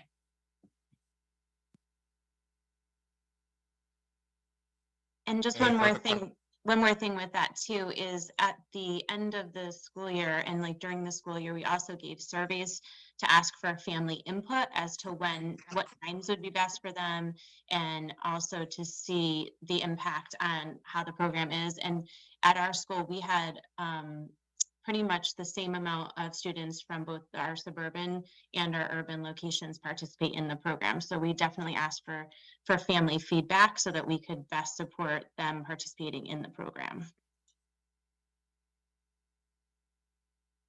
Thank you.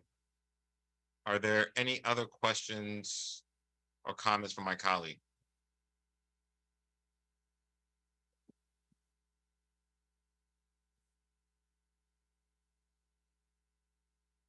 Okay, seeing none. I believe the motion on the floor is that the Hartford Board of Education authorizes the superintendent to execute a contract with 2-for-1 Care for the term outlined in the contract at the amount not to exceed $268,300 ending June 30th of 2024. Do I have, all those in favor signify by saying aye? Aye. Aye. Any nays? Abstentions? The ayes have it. Thank you, Thank school you. leaders. Item 5.3, contract continuation approval, Boys and Girls Club, facility agreement for Hope Academy. And Superintendent, I will look for you. So the motion on the floor is that the Hartford Board of Education authorizes the superintendent to execute a contract with the Boys and Girls Club for the term outlined in the contract at the amount not to exceed, and superintendent did not have the dollar amount in front of me. $120,000 for this facilities use contract. $120,000. Do I have a ending June 30th of 2024? Do I have a motion? So moved. Second. Superintendent, I will throw it to you. However, before we start, I do want to make it known that I unfortunately have to step away.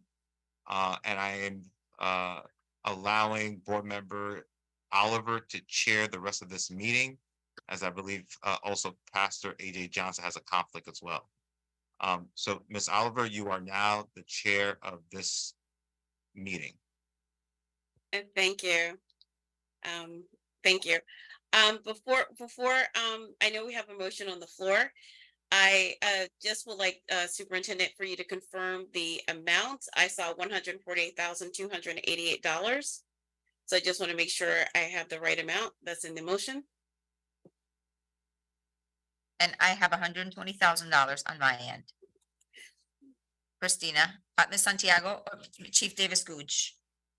Yes, that was the amount previously. Last year it was a 10-month contract. I'm sorry, it was an 8-month contract. What it is now is that there is funding for custodial services and the facility amount included. Please clarify, Chief Davis Gooch, on the record, the amount. $148,288.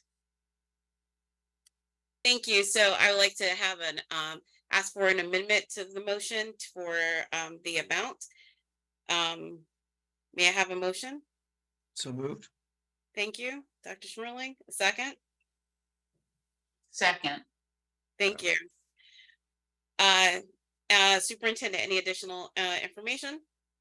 Yes, just a little context as to the facility, right, at the Boys and Girls Club is to support programming for Hope Academies, right, which has the focus at the Hope Academies is around academic support, learning loss acceleration and recovery. So these supports are specifically targeted for students that have been identified through our 3 comprehensive high schools.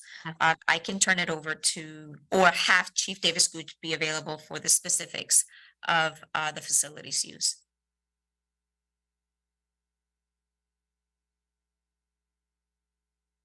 Would you like to do that now, or would you like to wait if there's a question? Perhaps wait for a question. Okay, perfect. Any questions?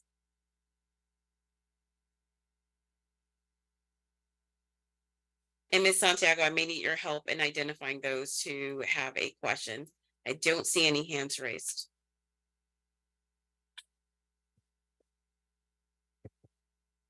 All right, I think awaited, there are no questions. With that, let's go ahead, and again, remind everyone the motion that is on the floor. And it is motion that Hartford Board of Education to authorize superintendent to execute a contract with, I'm on the wrong one, folks, with the Boys and Girls Club for the term outlined in the contract and the amount not to exceed $148,288 ending June 30th, 2024. All those in agreement, please say aye. Aye. Any nays? Any abstentions? The ayes have it. Thank you. Going on to our next contract, which was 5.4, the contract continuation approval for our piece of the pie. The recommended action is a motion that the Hartford Board of Ed authorize the superintendent to execute a contract with our piece of the pie for the term outlined in the contract at an amount not to exceed $660,000 ending June 30th, 2024. Do I have a motion? So moved. Thank you, Dr. Smurley. Do I have a second?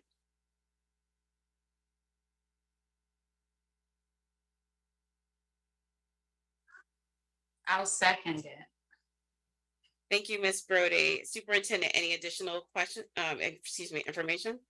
Yes, the $660,000 prorated costs for student enrollment is for that 1-year term for our piece of the pie, which is in alignment with our continuum of post-secondary supports, specifically for students that are overage, undercredited, and need extensive support, what we call tier 4 intervention. So we have 2 team members here that can be available to answer questions. Acting Assistant Superintendent Niles Outler and Dr. Felder McIntyre. Thank you, Superintendent. Are there any questions? And again, Ms. Santiago, I need your assistance for any hands raised. Thank you. Mr. Oh, Walker. I see. Okay, thank Ms. you. Brody. Go ahead. Mr. Walker.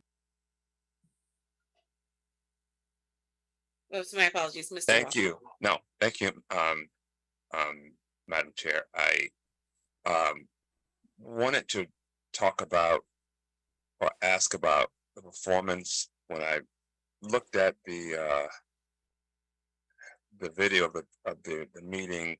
There was some promise that the performance of OPP, that data would be shared. I've not seen it, so it may have gotten shared, and I just didn't get a chance to view it. But that would be my question: was that data made available? I believe it was promised to be provided.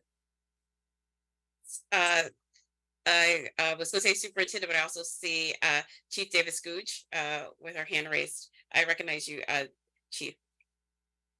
Thank you. What was shared during the meeting is that the end of year report was received, and that meeting, internal meeting between the Office of Academics and the Office of Enrollment and School Choice would review the report collaboratively and then share the final report with the board. Thank you, Chief Davis Gooch. If I can ask a quick follow-up? Yeah. Thank you, Madam Chair. So is there anticipated, I guess, I thought we'd get it before now, but is there anticipated due date when that's going to come out? Yes, we can certainly schedule that meeting. It's planned for next week, but the team is here. So any questions you have regarding their metrics, I am sure they're able to respond. Do you have any specific questions, Mr. Walker, or do you want to take a moment? No, other than it's a continuation, and I'm really just pressing home the point that we really should get really clear indications that some performance took place as to why we're going to continue certain contracts. And so that would just be a statement. I will withhold comment until I actually see the performance report and review it. Understood. We'll certainly get it over to you next week. Thank you, Mr. Walker. Oops, Ms. Brody, I thought you had, yes, you have your hand up.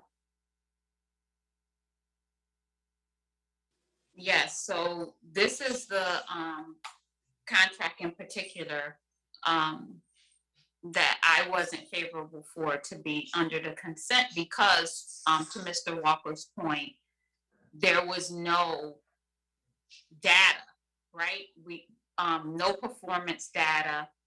And we're kind of like in a compromising situation because school starts in a couple weeks and we have young people who are going to be enrolled. So I felt this more in past years than I have recently, though. We've gotten better, but we're not there yet, with feeling like you're forced to approve something without any information, but at the same time, timing is so critical because school starts. So I always feel like my hand is forced. How could I vote no to this contract when school starts in a couple weeks for our most vulnerable population?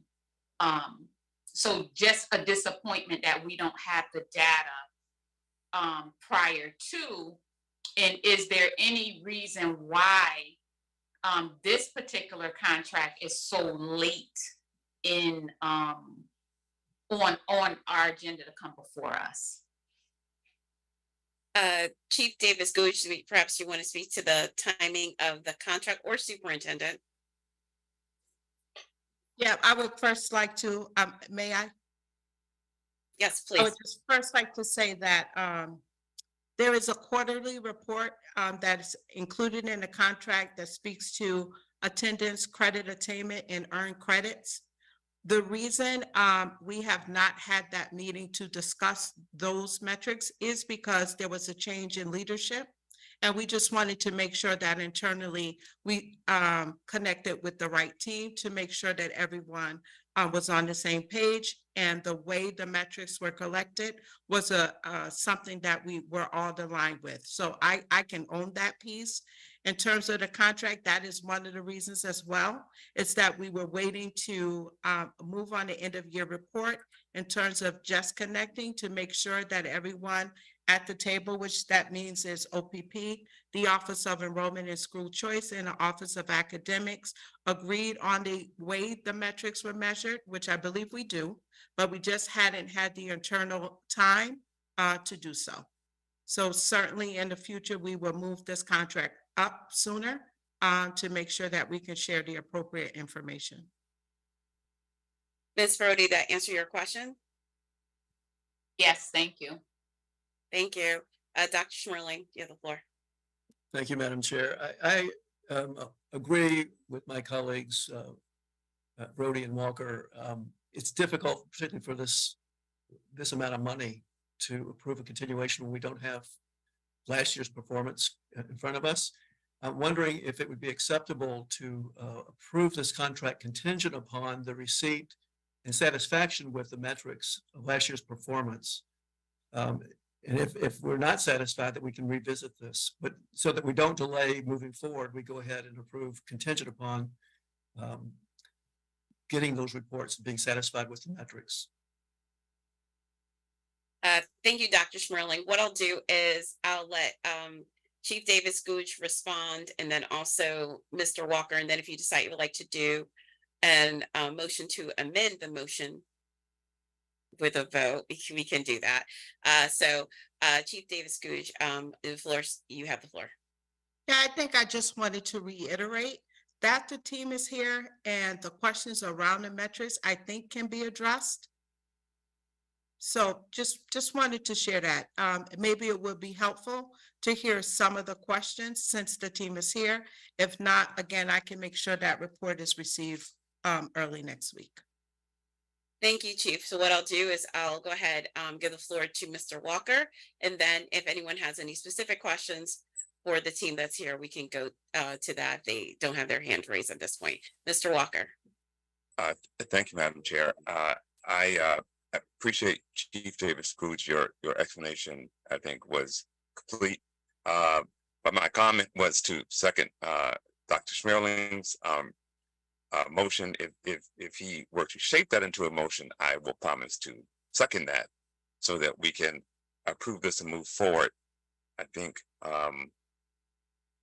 yeah, I think it's important to have performance fee parties continuation. So I totally support the idea of approving this contingent on looking at the data and then assessing our level of satisfaction based on the full receipt report.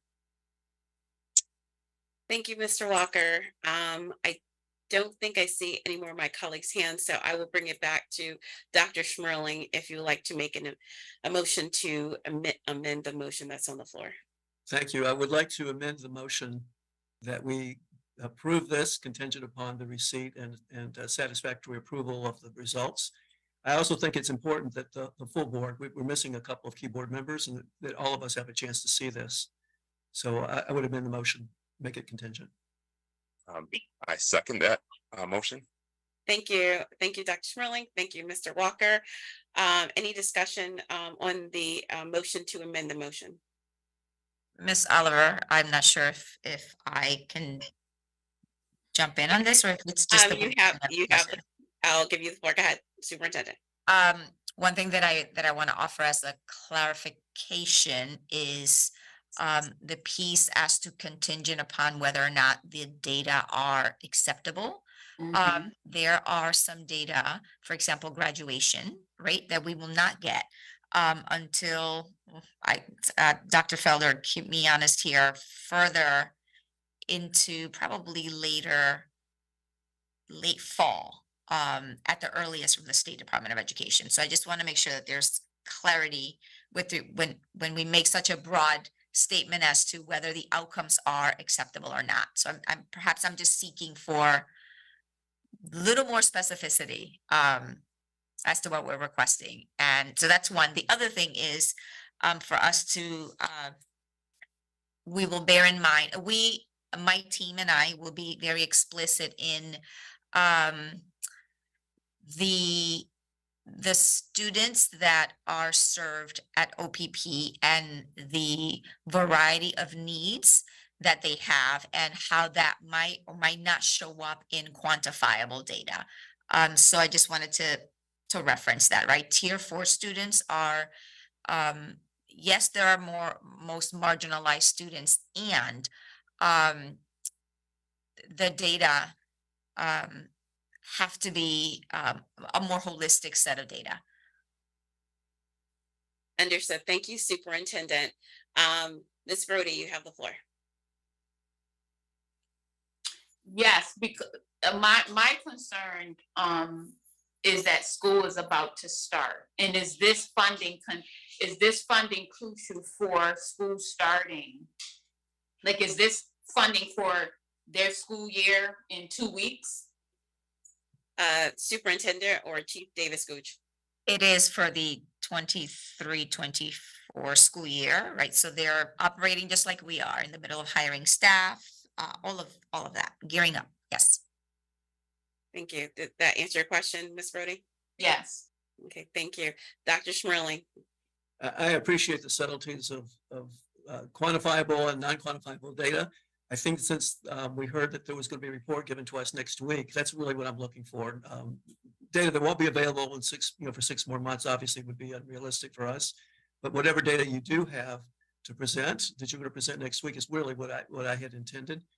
And I don't. My concern was not funding it at all as the school year starts would be very disruptive. So let's get started. Have the benefit of the doubt that this is going to be satisfactory to us, so that we can get started. But not make that final sign off until we've seen the data, whatever data you have to present. Thank you, Dr. Schmerling. Mr. Walker. Thank you, Madam Chair. I think, as Dr. Schmerling commented, I want to be clear that the contingent does not mean that somehow we want to grab the money back. I think the contingent piece was to have follow-on discussion, because realistically, based on what the data says, both qualitatively and quantitatively, it may be beneficial to talk with the team again and see what initiative things they want to do to address what the data says. And so it's more of accountability and responsiveness to the data, and not necessarily that the money will be removed if a certain benchmark is not achieved. Thank you, Mr. Walker. Any other questions or comments on the motion to amend the motion? Not hearing any, we're going to go to the actual vote. Again, this is the vote on the to amend the motion such that it is contingent upon receiving this data that is expected in the next week or so. All those in favor say aye. Aye. Aye. Aye. Any nays? Any abstentions? Okay, so now we are back to the motion now being on the floor to, I'm going to attempt to do this, and Christina, feel free to correct me. The motion now is that the Hartford Board of Education authorizes superintendent to execute a contract with our piece of the pie for the term outlined in the contract at an amount not to exceed $660,000 ending June 30th, 2024, contingent upon the receipt and approval of the data that is expected within the next 2 weeks. Any questions, additional questions or comments now that we have a full motion and it has been amended? Hearing none, let's go to the vote. All those in favor, please say aye. Aye. Aye. Any nays? Any abstentions? Thank you. I believe the ayes have it. We are now going to our next agenda item, which is 5.5 contract continuation approval of the language line. The recommended action is the motion that Hartford Board of Education authorize the superintendent to execute a contract with language line for a term outlined in the contract at an amount not to exceed $140,000 ending June 30th, 2024. Do I have a motion? So moved. Thank you, Dr. Smerling. Do you have a second? Second. Thank you, Mr. Walker. Superintendent, any additional information? Yes, this contract would be paid for through our ESSER funding. And it is in direct support of our multilingual families for families, parents, caregivers who need support during teacher conferences, PPT meetings, in-person meetings, and other various ways. It's over the phone interpretation in over 240 languages. And we continue to, as per the needs that our families have, need to increase the level of support. And so I'm going to pause. I believe we have Chief Blackburk with us in case there are additional questions. Thank you, Superintendent. Any questions? I'm not seeing any questions. Just give me one more moment. All right, there being no questions, let's go to the vote. All those in favor, please say aye. Aye. Aye. Any nays? Any abstentions? Thank you. I believe the ayes have it. We're moving on to our, oh, is that it? I think we're done with our contracts. Lori, I just want to double check that we previously approved the consent agenda. So does that mean that we are all set with items 5.6 and also item 5.7? Yes, I think so. Okay, wonderful. Thank you, Lori. All right. With that, that brings us to adjournment. And guess what? We do not need a vote for adjournment. Thank you so much, everyone. Please consider this meeting adjourned at 8:01. Everyone have a wonderful evening. Thank you and take care. Good night. Good night. Take care, everyone. Bye-bye.